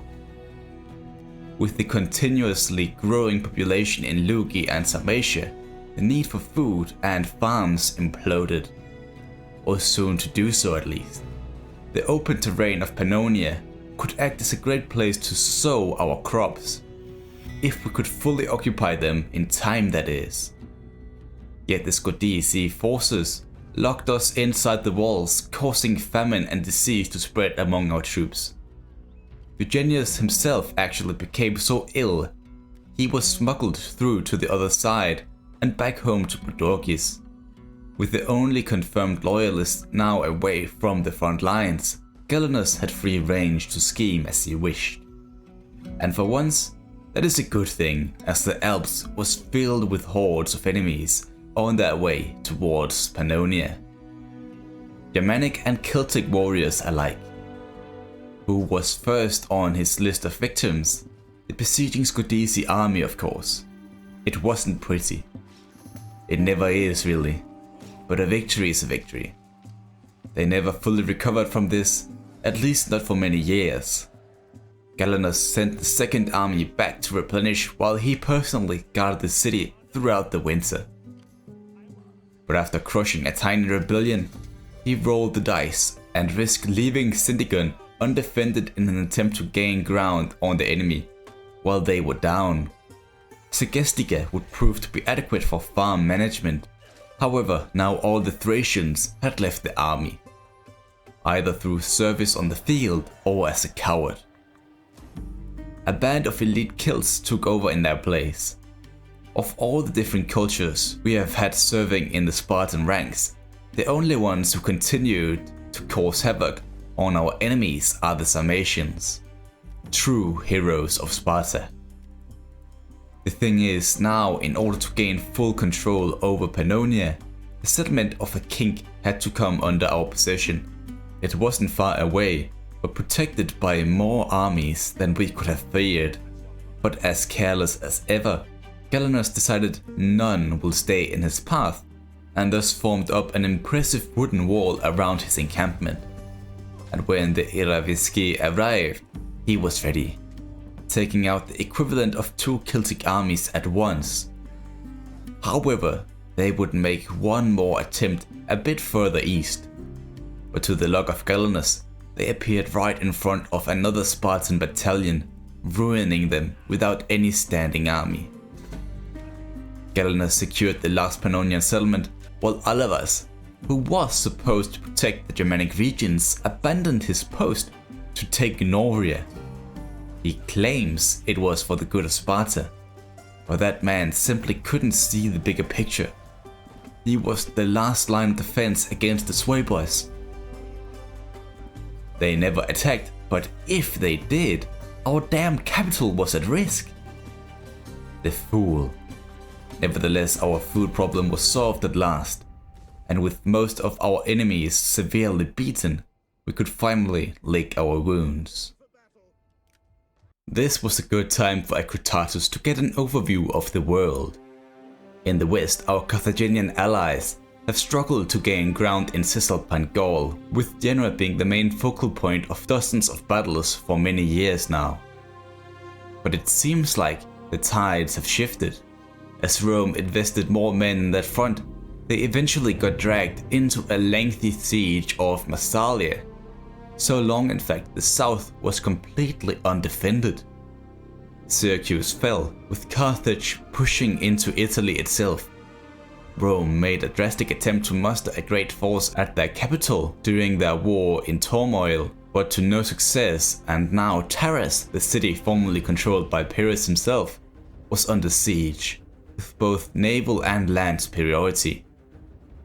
It looks like the Punic nation is getting the better of Rome. However, they aren't so easily broken.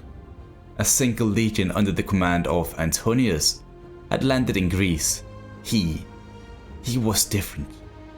Decisive, swift and cunning, within a single year, he conquered both Pella and Athens. And shortly after that, all contact from Sparta itself was halted.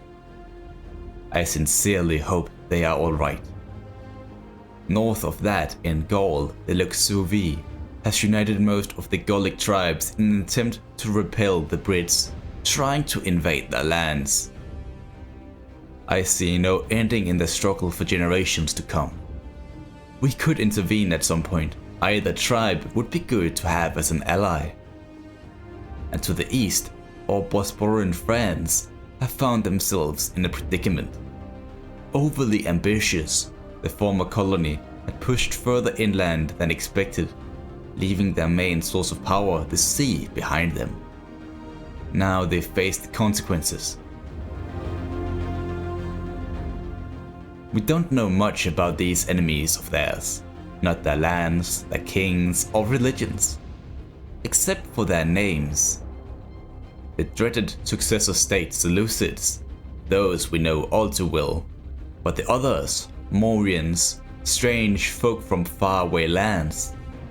Their armies must be powerful for them to reach Babylon, the famous city, and Parthia with horsemen famous enough to rival our great Sarmatian allies. The Bosporus don't stand a chance against them. We could send aid their way.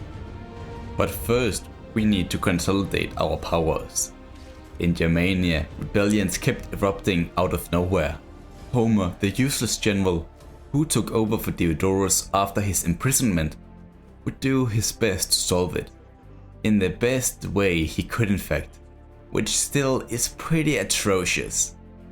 I wonder why such a prestigious man like Diodorus would have risked assassinating the king. Or perhaps it wasn't actually him. Alavas, the man who abandoned his post from Germania, had all of a sudden grouped up with Ganus. Clearly, they planned something. But it wouldn't be discovered before it was too late. With most of our armies back in mainland, they left just a skeleton crew to guard our borders, while they murdered and pillaged the independent tribes and friends of the state within our borders, marching straight for the capital. This couldn't be good. Now all the tribes were in open rebellion against us. Homer, the drunk fool that he was, lost most of his men in a battle to save the king and the core regions. They were eventually successful and seized all semi-independent tribes within our lands. Sparta was united at last. You see, even though the world rose up against him, Acritatus had spent most of his time and money gathering support for the Aegean dynasty. A lengthy process which caused massive outrage among the other nobles, Ganus and Alevas most of all. They despised the royal family, weaklings hiding in the capital, while all the true men fight on the front lines.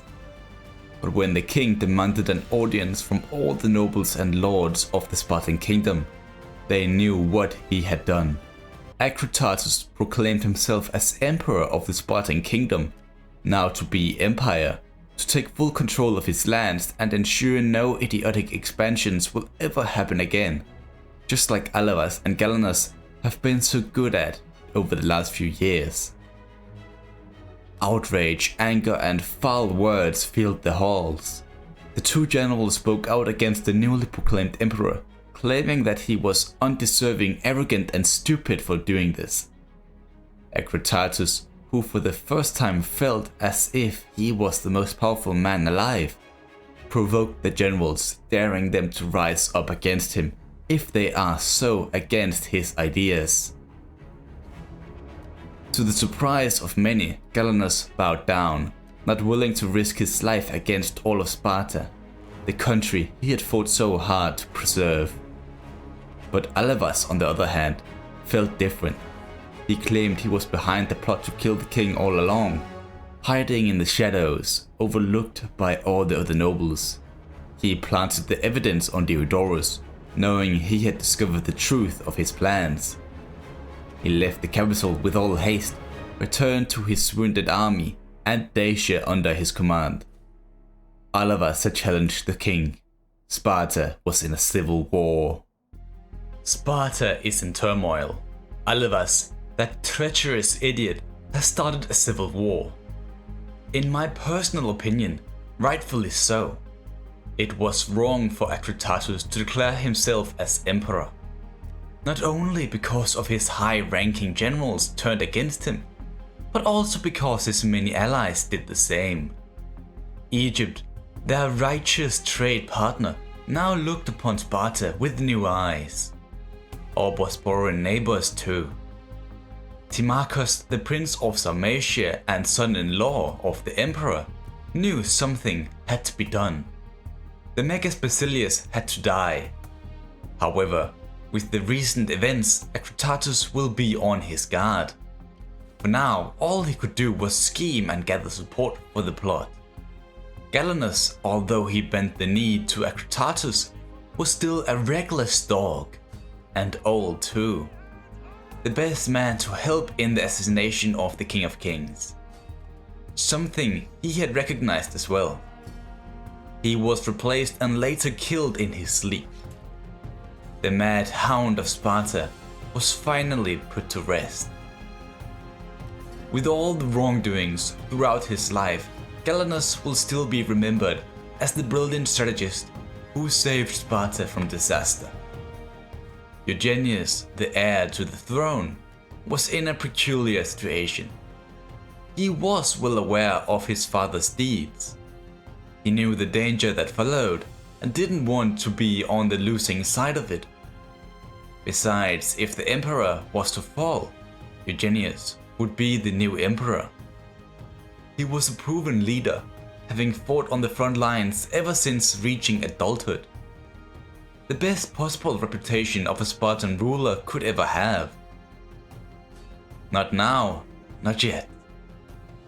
First, he had to deal with the Spartan rebels before the news of this uprising spread to the other kingdoms around them. Diodorus, the man formerly accused of plotting against the emperor, was pardoned and tasked to muster a new army in Germania to pacify the Alps. A lengthy and expensive objective that never should have been ordered. Or just with a different commander perhaps. In Thrace the same would happen, but with the former governor of Dacia as the commander. Just a precaution in case the Macedonians do anything foolish. Alevas, the scheming fool, didn't have a plan to escape after his uprising. Instead, he hid in the dense forests of Phrygia with Homer, an even bigger fool, right next to him, who had no idea of his location and how easily he could end it all. Eugenius, however, was no fool and hastily conquered one city after another, slowly mopping up the Danube villages. Hearing of this, Alvas made a brave last stand, dying fighting for what he believed in, like a true Spartan compared to another certain ruler. Homer would follow up by moving down and crushing their last rebelling towns. As if the Romans smelled a wounded animal lying in the woods, Antonius, the governor of Greece, laid siege to Singidon. With a besieging army outside the walls, the Celtic majority living in the region saw an opportunity to rise up as well. Eugenius was the only one in position to deal with it, but with an intense winter, he couldn't reach the Roman invaders in time. Getting back to Dacia was almost impossible. Still loyal to the Spartan uprising, some of the towns converted back to their rebellious state. It had to be so. Singidon was our greatest defense from the Illyrians and Macedonians. He broke the siege and caught the Romans on top of a cliff. Getting this close, it was clear to see that Antonius had nowhere to run. The man who laid waste to Greece was finally within our grasp. He had to be stopped.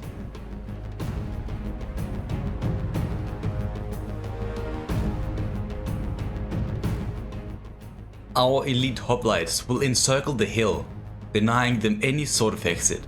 Meanwhile that is going on, our helots and Germanic forces will flank them, running up the road and attacking with swift speed. The Sarmatians took control of a nearby hill. For a while the Romans' forces scrabbled around to form up, but eventually they seized the road and charged downhill towards our lines. It was so unexpected, the Spartan left flank was vulnerable. Eugenius personally would do whatever he could to hold it.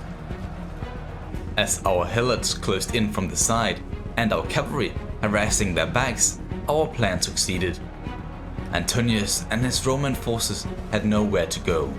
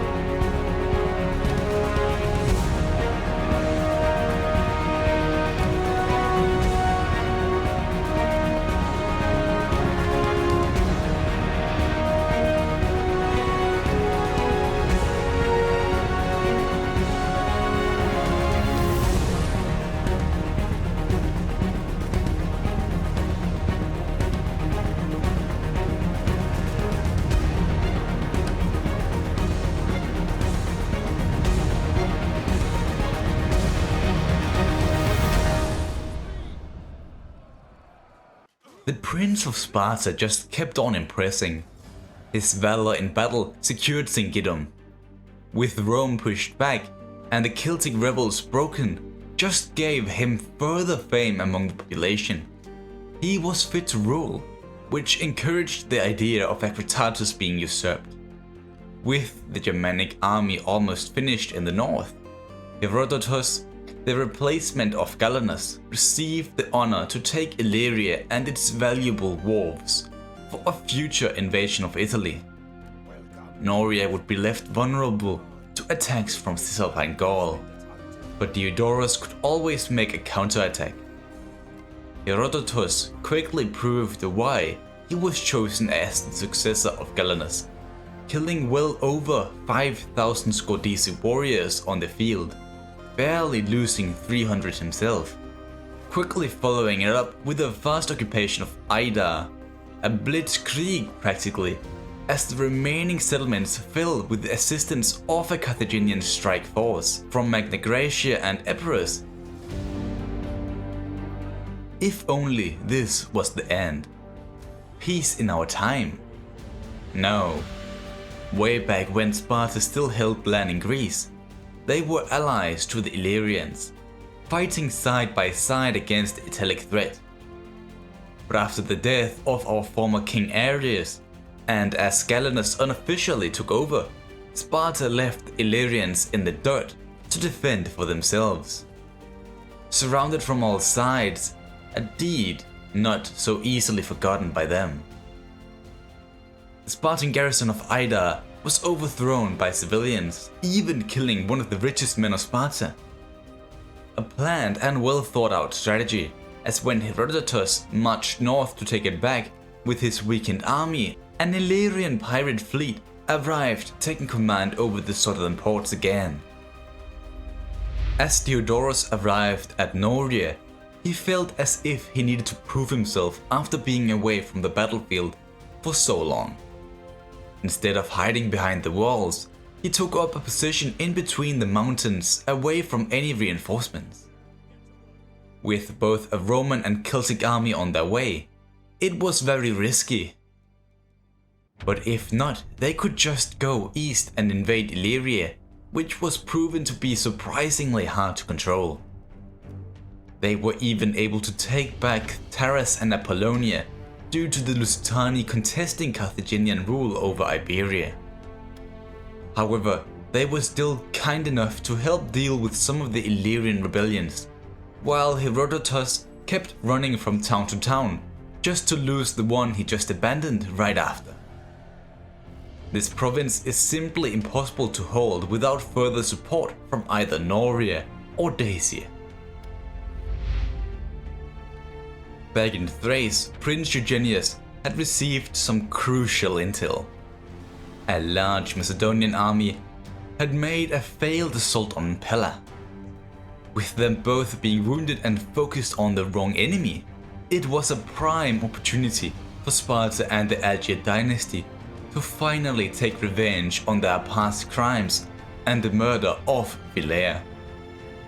Eugenius organized his army so he had the most elite units available and ordered his father to declare war on them. But as arrogant as he has become since being crowned emperor, he didn't care about the involvement of Egypt, a key trade partner now at war with us and the world looking at us in disgust. The Sarmatian prince took his wooden horses and blocked the Macedonian port. In the meantime, the real battle in Popediva took place, besieging the town, keeping away any reinforcements to arrive when Eugenius personally took care of the armies outside the walls.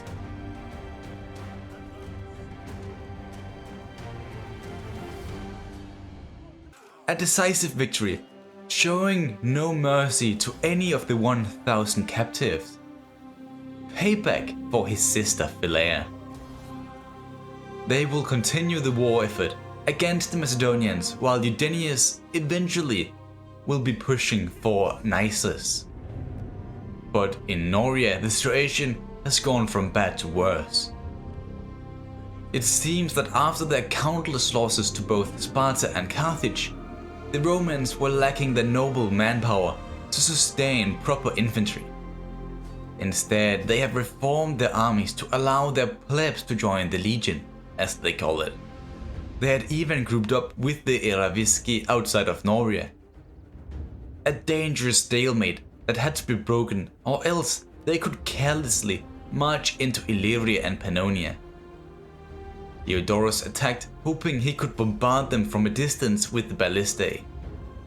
Yet that wasn't the case and lost decisively. Diodorus tried to retreat back to the walls of Noria, but with the slow artillery, they weren't able to reach it in time before they attacked a second time. The garrison tried to reinforce and thus made an unsuccessful yet valiant attempt to hold off the attackers. Who knows what they did to Diodorus after the battle? I bet he wished he was still in that prison. Now the Eravisci took control of the artillery themselves and laid siege to Noria. Within a few months, it would fall.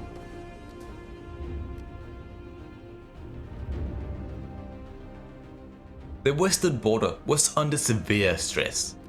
The Germanic tribes could betray us at a moment's notice, and who knows about the Danish? For all we know, they might be plotting against Sparta as well. Not to forget about the Illyrian pirates causing a war on their own. Enough was enough. Since the death of Ganus and Akritatus taking full command of the empire, everything has gone from bad to worse. The emperor was sitting comfortably in his hall, far away from the front lines. Not the right place for a Spartan king in a crisis like this. Eugenius had to do something. He ordered Homer, who had been busy pacifying Dacia after their little uprising, to march for Noria in an attempt to liberate it. Same for Herodotus, who was ordered to leave Illyria. Eugenius personally would take over there. Timarchus, however, was given a very specific assignment: travel back to Budorgis, the residence of Akritatus, and bring an end to his destructive reign once and for all. Times change.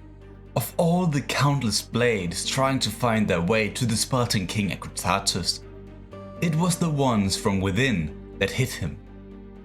A plot instructed by his son-in-law himself and the heir, now turned ruler of Sparta. Despite his impressive work at stabilizing the Spartan society and converting the foul barbarians to the proper Hellenic ways, he will forever be remembered for his chaotic rule and making his brothers fight another brother. With no evidence of the royals being behind the assassination, they framed the Romans, uniting the empire one last time. Though not all believed this. Among the most religious of Sparta, it was believed the god of war Ares himself was behind the murder, getting revenge on the man who stole the life of his precious champion. And I thought Ganus couldn't get any more beloved. Guess death turns even the most violent of heroes into legends. Only the few of us watching from the sideline may know the truth of what occurred during these dark days. With Eugenius at the wheel, the strategic priorities changed drastically. Before, it was all about securing Budorgis and the safety of our emperor, hence the large emphasis on armies in the Alps and Germania. But Eugenius had his eyes on something else. His home, Macedon, is mostly crushed, giving our army straight access to Greece. However, to control the peninsula, we need full control over the Aegean. A challenge indeed. We might not be the best equipped for naval warfare, but if our defense of Apollonia almost 60 years ago have anything to say, our experience could help us prevail. Rhodes and Egypt both were supporters of the Roman Republic. Let's see what they can do. In the north, Homer will recapture Noria, lost to the Eravisci. Herodotus from Illyria will march into Cisalpine Gaul, bury the dead, and march on Medlan if possible. As the plan was set, Eugenius destroyed the last known pirate hideouts in Illyria, while the same happened to Macedon on the eastern coastline at the Black Sea. As our spy reported back of no Roman armies being in Greece, Apollonia became a priority. If we cut off reinforcements from Italy in time, securing Greece will be like Abalus winning a battle. There was no time to waste. Thankfully, our Bosporan neighbors were so kind to donate a large portion of their trireme reserves to our war effort, making it possible to obtain a reasonable fleet for our task ahead. On their travels through the Aegean, some of the ships had been dragged away from the core fleet, a weakness spotted by our enemies. A small number of Macedonian ships still remaining, foraging for supplies, would go for the smaller fleet lagging behind, while a Rhodian armada struck at the main fleet. But they quickly realized how bad a mistake that was.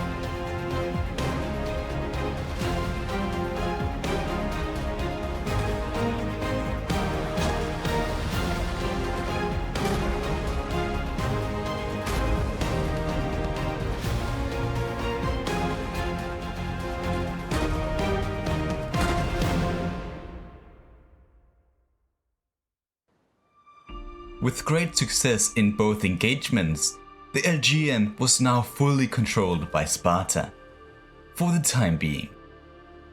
As important as it was to hold, the Adriatic was even more so. The larger fleet commanded by Timarchus kept sailing around while the smaller, yet still deadly, formed a blockade around Pella, the gateway to Greece. Still, what we have been through at sea isn't done just yet, as the only Roman fleet not destroyed by our Carthaginian allies tried to attack us. Failed, of course, as the Romans aren't fit for ships. Now we could also blockade Apollonia again. However, just a moment too late, as a single legion already had arrived on our side of the waters. Armies were on their way though, to deal with both offensives. For our smaller fleet, it was too late. They stood no chance against the Egyptians with their superior ships and crew. At least they dragged their admiral with them down to Poseidon. This didn't stop our plans of attack though. Nothing could. The liberation of Greece was at highest priority. With support from the sea, Eugenius felt comfortable about making an attack on Apollonia. Many were lost, yet the Romans lost almost 4 times as many as us. With all the major legions gone, Greece was practically within our hands again. Just a matter of time really. Timarchus took his fleet over to the port of Taras and started to raid it.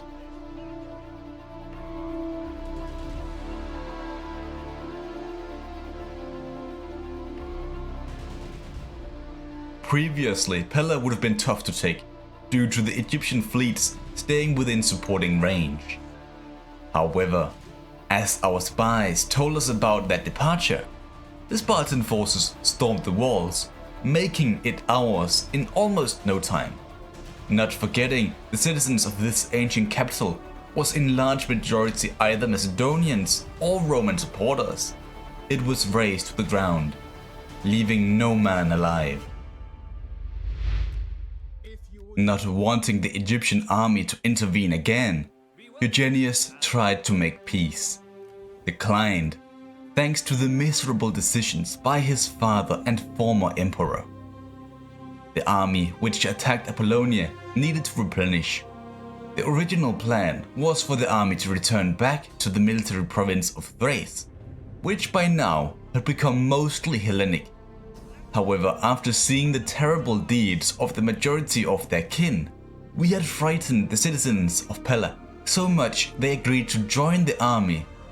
So long they don't betray us mid-battle, I am more than happy about this.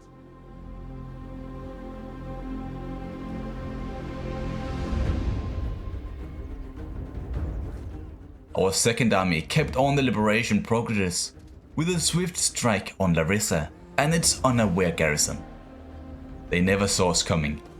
The town was so joyous about our return back to Greece, they gave us a sketch of how we could reform the armor for our already elite Spartan hoplites. A gift we couldn't say no to. As fast as we could, we implemented this into every possible army, just before we continued our march south again, this time stopping right in front of Athens. The Roman garrison sallied out in an attempt to beat us before Eugenius arrived as well, but that just made the attack on the walls themselves even more easy. I would lie if I said destroying that damned city and its crooked walls weren't satisfying. After so many years of warfare in the past, it was just fitting they would meet their doom by our hands. And so it was the new deserving emperor of Sparta who returned home to the birthplace of his ancestors. Boudorgis, our former capital and tyrannic hideout of Akratatus, was replaced by the throne room of which the former King Ares once ruled from. Yet the time to sit back and enjoy ourselves wasn't now. While Eugenius so heroically saved Greece from the claws of Rome, Homer freed Noria, returning the Alpine fortress back into Spartan hands. Herodotus even made small raids into Cisalpine, but as the fat Carthaginians decided to join us, our supplies dwindled away, leaving some men starving. Only a small pain for the lucky few, others a fatal, miserable way to die. He returned to the supply region of Pannonia for a while after that. Another army made in Germania took his place on the front lines. And it quickly saw action as well, due to the Eraviski wanting Noria back under their control again. They smashed the Celts, but had to return back to friendly territory due to the lack of food once again. After well over a year of waiting for the supply situation in Cisalpine to improve, Herodotus grew impatient. Rome was struggling and the Celtic allies even more so. Sitting idle was equal to standing in front of an Athenian and not smacking him in the face. The Adriatic was secured from the south, so Herodotus knew an amphibious assault was possible. He marched down to Ida, docked into the port in preparations for the long journey. But to his luck, the winds helped him sail across the narrow sea in less than a month, allowing them to capture Ariminum. It didn't really stand a chance, to be honest.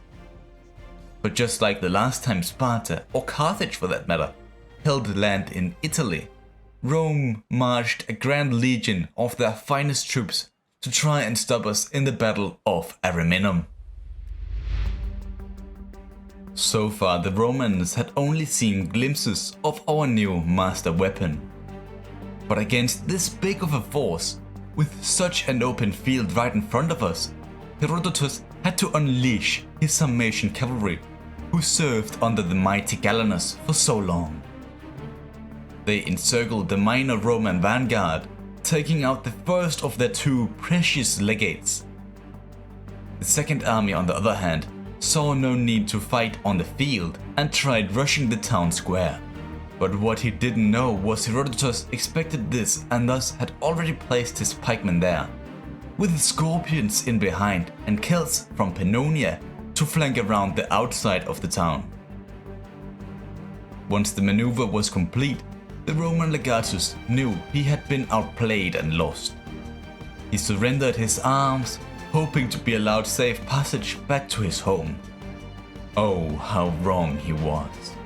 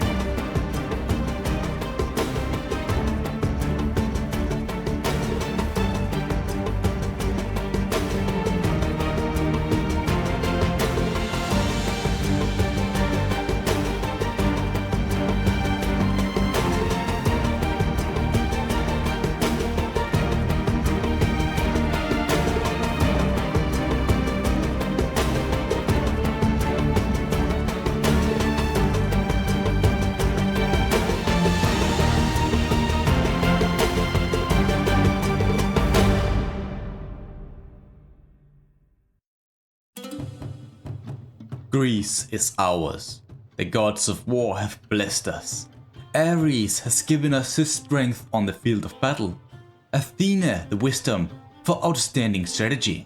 Apollon leading our arrows to the hearts of our enemies. Zeus the courage to fight for what is his. But the war is not over till Sparta experiences peace once more. An army had already made landfall and raised Ariminum. 6 more to go. Homer would sail across and hit Asculum. The emperor himself intends to take Taras with the support of the Sarmatian prince and admiral of the Spartan fleet. It was around this time Agamedes, the firstborn son of Eugenius, reached adulthood. His mind was so developed and mature, he was given administrative responsibilities at the age of just 14.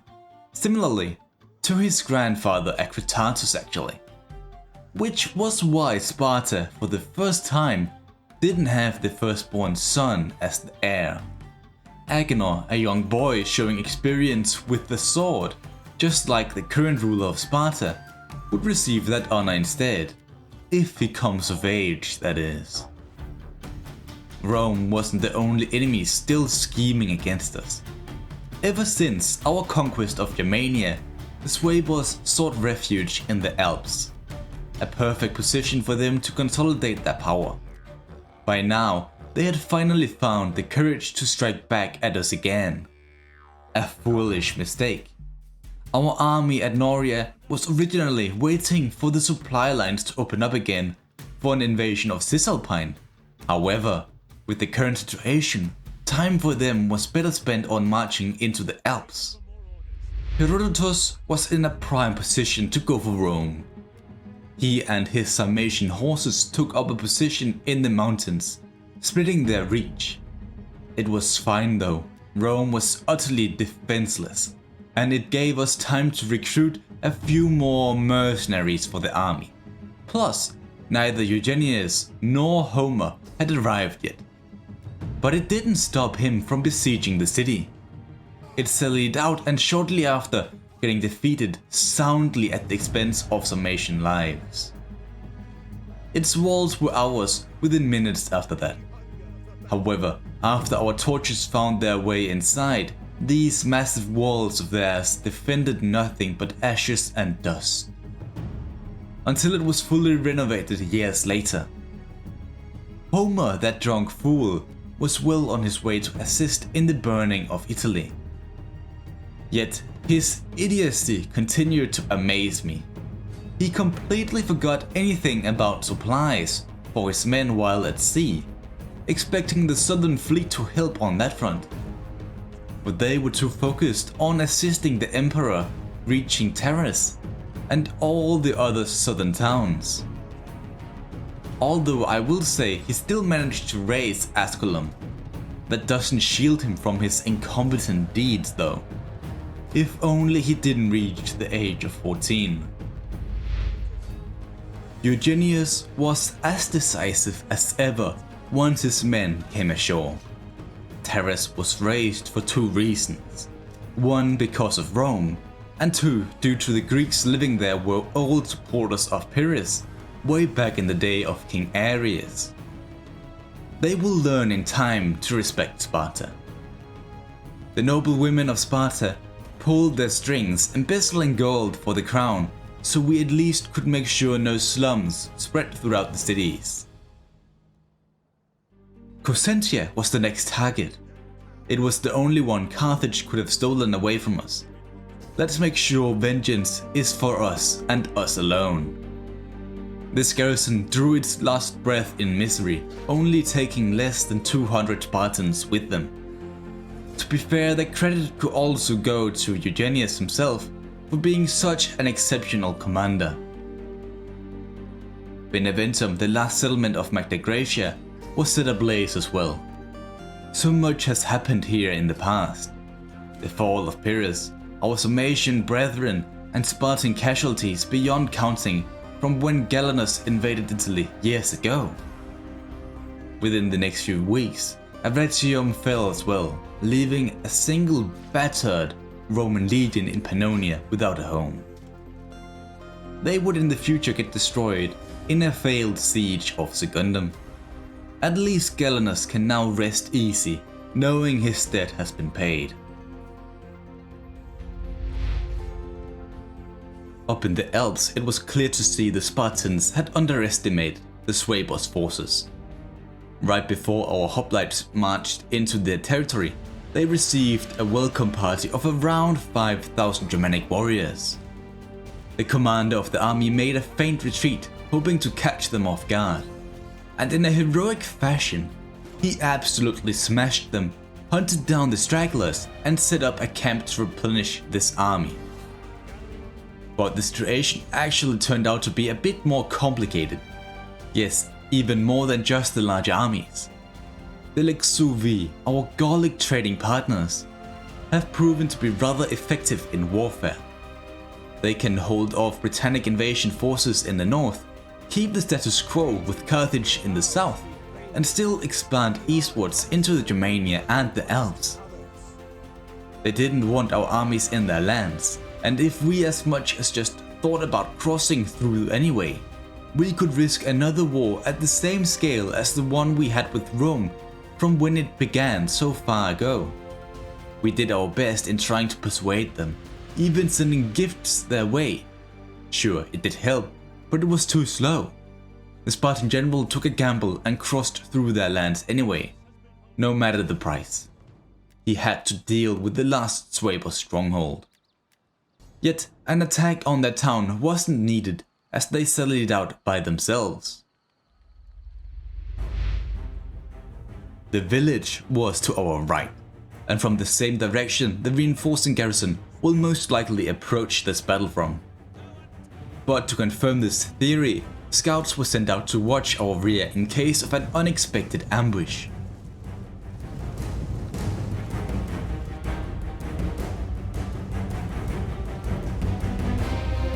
The Germanic vanguard stormed towards us with the haste of Hermes.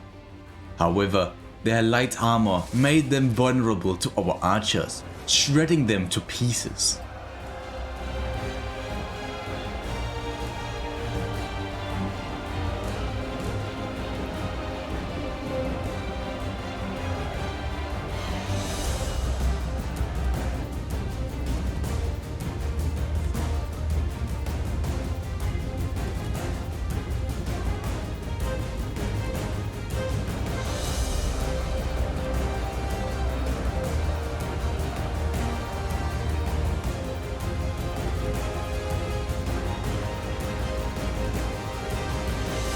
With the second army now in sight, the commander swapped his flanks and personally led the hoplites, whose task was to hold off the reinforcements. The thing is, the Germanic army lacked proper coordination and attacked in a massive blob, making it easy for Sparta to send units around them to surround their position.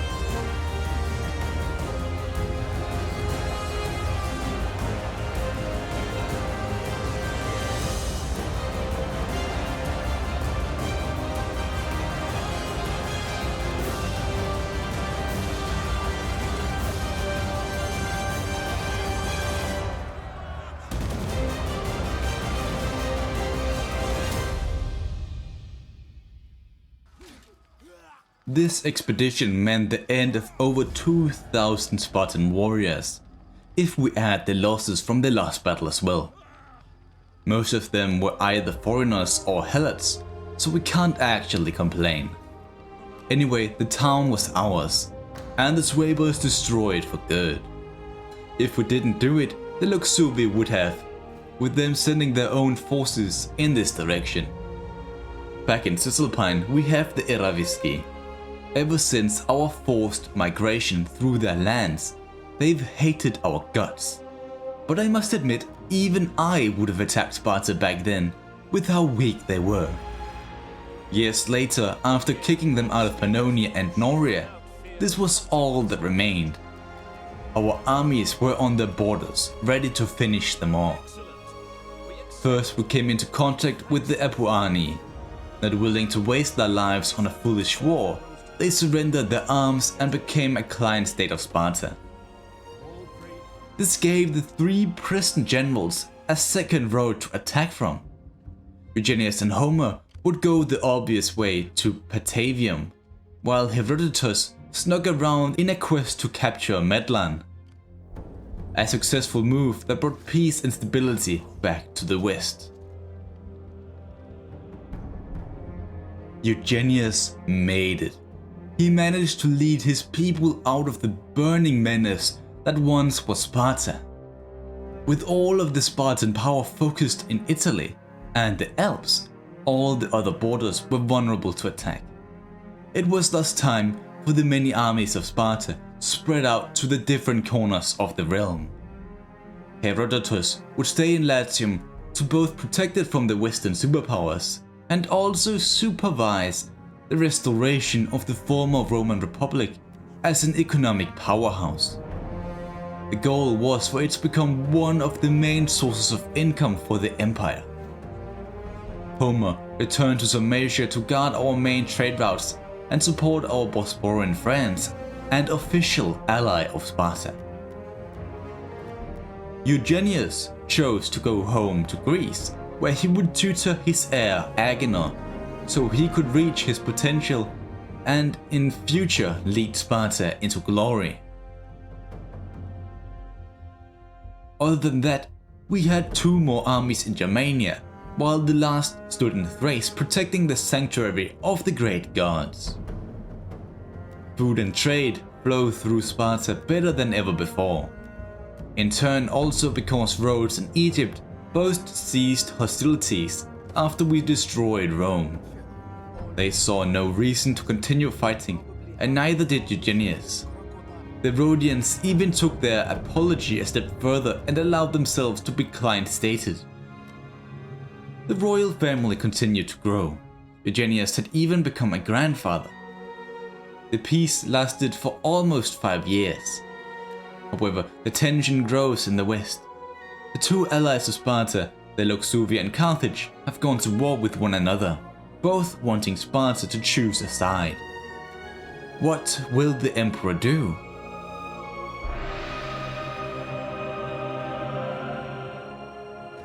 Perhaps nothing at all and wait for his moment, or maybe conquer them both. I will leave that up to you, as I will share the save file over on our Discord server. If you aren't part of it yet, I will leave a link to it in the comments below. Next up, we're gonna have another story, a story focused in the east, and I will save the rest for the future. But until the next story, goodbye.